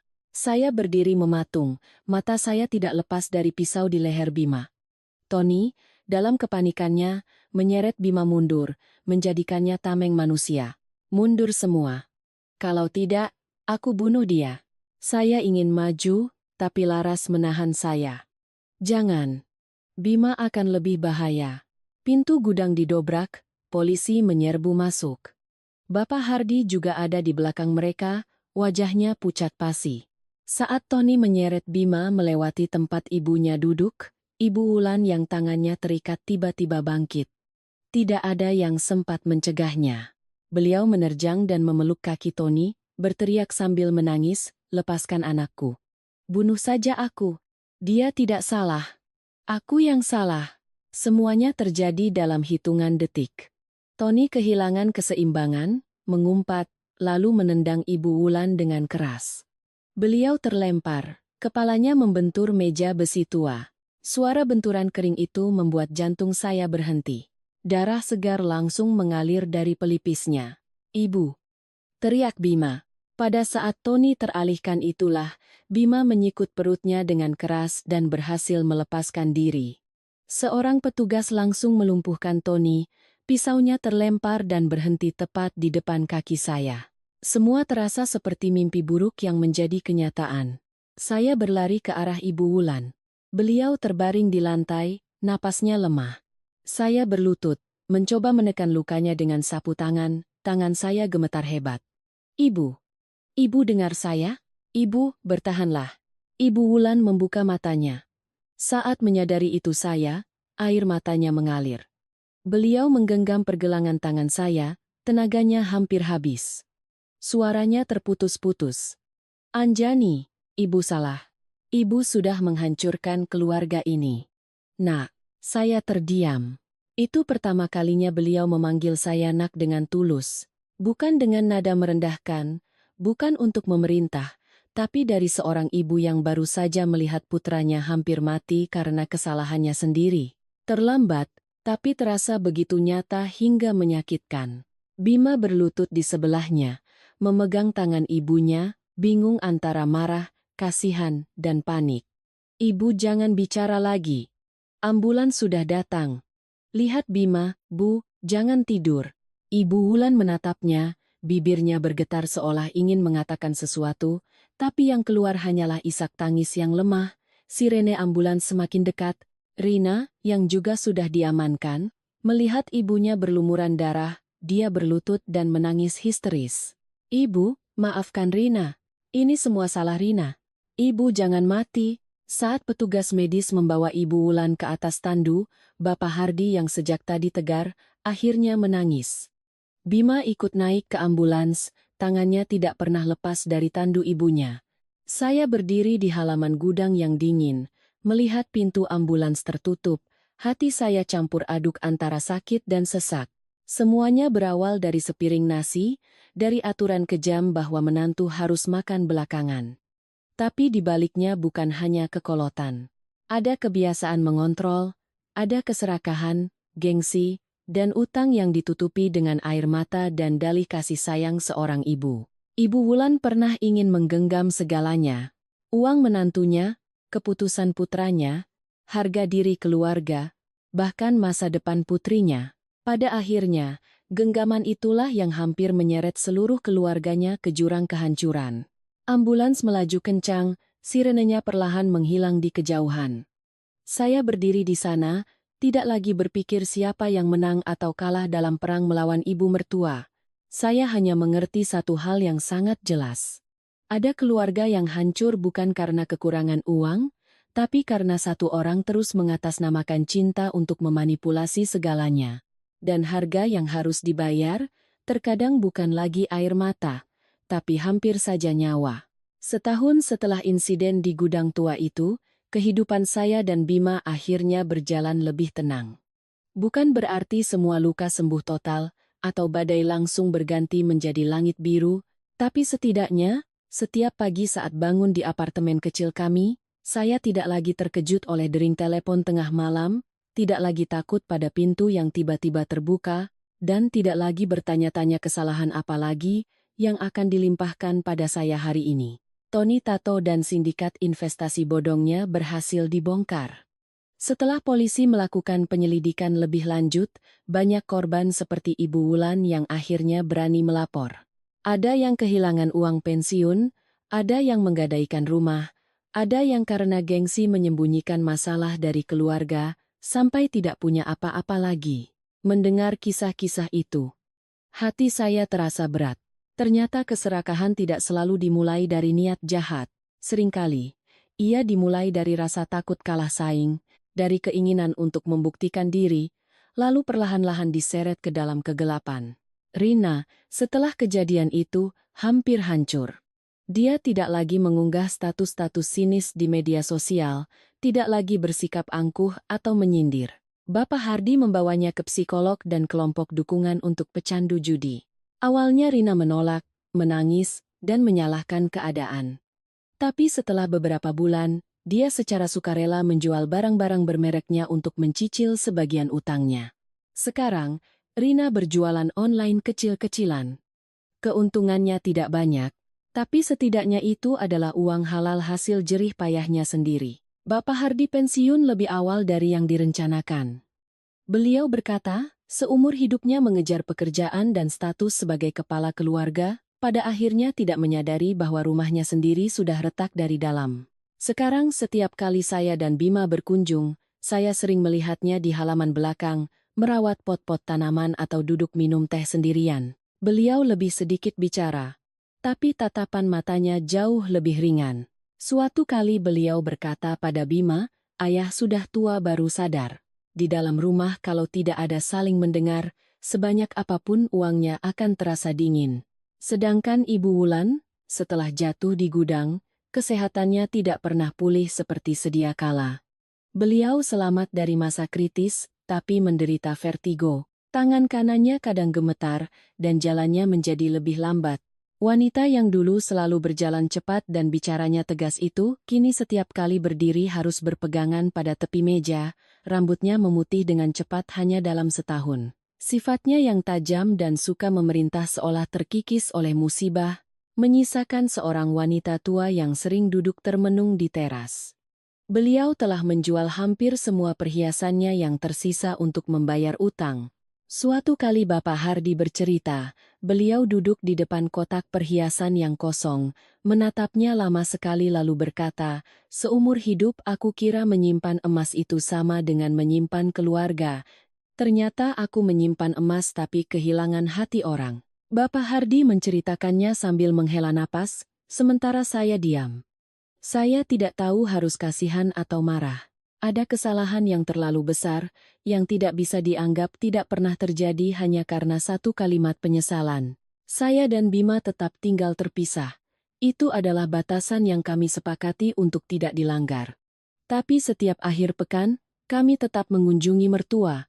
Bukan karena semuanya sudah kembali seperti dulu, tapi karena kami ingin memberi keluarga ini kesempatan untuk hidup dengan cara yang berbeda.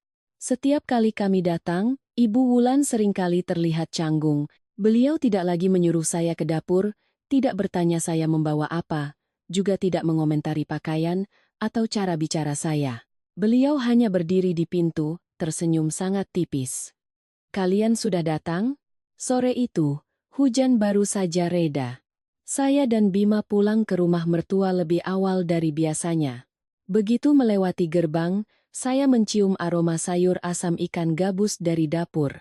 Aroma yang sangat familiar. Asam segar dari belimbing wuluh, wangi kemangi, dan gurihnya ikan yang baru dimasak. Saya berhenti. Itu adalah masakan kesukaan saya. Tapi saya tidak ingat pernah memberitahukannya pada Ibu Wulan. Mungkin Bima yang pernah bilang, atau mungkin beliau diam-diam bertanya pada Bapak Hardi. Ibu Wulan keluar dari dapur, tangannya masih memegang sendok sayur.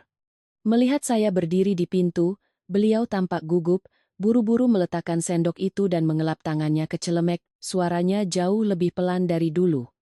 Anjani, ayo masuk makan.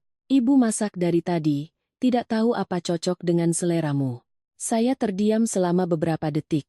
Rumah yang sama, perempuan yang sama. Setahun yang lalu, di minggu pertama saya menjadi menantu, beliau menyatakan bahwa saya baru boleh makan setelah semua orang selesai.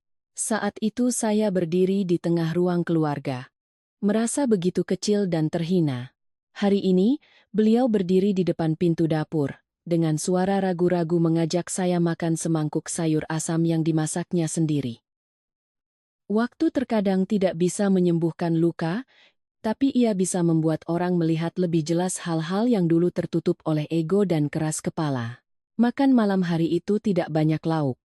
Hanya ada sayur asam, ikan gabus goreng, tumis kangkung, sedikit sambal terasi, dan lalapan yang disukai Bapak Hardi. Ibu Wulan menyendokkan semangkuk sayur asam panas dan meletakkannya di hadapan saya. Kedua tangannya gemetar. Kuah sayur itu sedikit bergoyang di tepi mangkuk. Beliau menundukkan kepalanya, suaranya tercekat. Dulu ibu salah. Ibu selalu berpikir jadi mertua itu harus lebih tinggi dari menantu, harus bisa memegang kendali, harus membuat orang baru di rumah ini takut pada kita. Baru setelah hampir kehilangan anak, hampir kehilangan segalanya, ibu sadar betapa bodohnya ibu. Tidak ada yang bersuara. Bima memalingkan wajah, menyeka sudut matanya. Bapak Hardi diam-diam menuang teh, suara air yang mengalir ke cangkir terdengar sangat pelan. Rina duduk di sebelahnya, menunduk memegang sendok, matanya merah. Sedangkan saya menatap mangkuk sayur asam di hadapan saya. Melihat uap tipis yang mengepul, di dalam hati saya ada sesuatu yang melunak. Saya tidak melupakan apa yang telah terjadi. Saya juga tidak mau memaksa diri untuk langsung memaafkan seolah tidak pernah terluka. Tapi saat melihat wanita di hadapan saya, dengan rambut yang memutih, tangan yang gemetar karena sakit, dan mata yang tidak lagi tajam melainkan penuh penyesalan, saya mengerti bahwa ada permintaan maaf yang meskipun terlambat, tetap perlu didengarkan. Bukan untuk menghapus masa lalu, tapi agar orang punya kesempatan untuk tidak mengulanginya lagi. Saya mendorong pelan mangkuk sayur asam itu ke tengah meja. Ibu Wulan mengangkat kepala, tatapannya sedikit panik seolah takut saya menolaknya. Saya menatapnya, lalu menatap Bima, Bapak Hardi, dan Rina. Akhirnya, saya berkata dengan sangat pelan. Mulai sekarang, kita makan bersama-sama ya, Bu. Ibu Wulan menangis. Tidak dengan suara keras atau mengeluh, hanya diam-diam menutup wajahnya dengan kedua tangan. Bima menggenggam tangan saya di bawah meja, tangannya masih sehangat malam pertama saat dia menarik saya keluar dari rumah ini. Tapi kali ini, dalam genggaman itu tidak ada lagi ketegangan atau amarah, hanya ada kedamaian yang sangat kecil dan sangat nyata. Makan malam hari itu. Untuk pertama kalinya saya merasa rumah ini bukan lagi tempat yang membedakan siapa yang di atas dan siapa yang di bawah. Tidak ada lagi urusan siapa makan duluan dan siapa belakangan. Tidak ada lagi nasi sisa untuk menantu, dan tidak ada lagi kalimat-kalimat aturan yang beratnya seperti batu diletakkan di pundak seorang perempuan yang baru melangkah ke dalam rumah suaminya.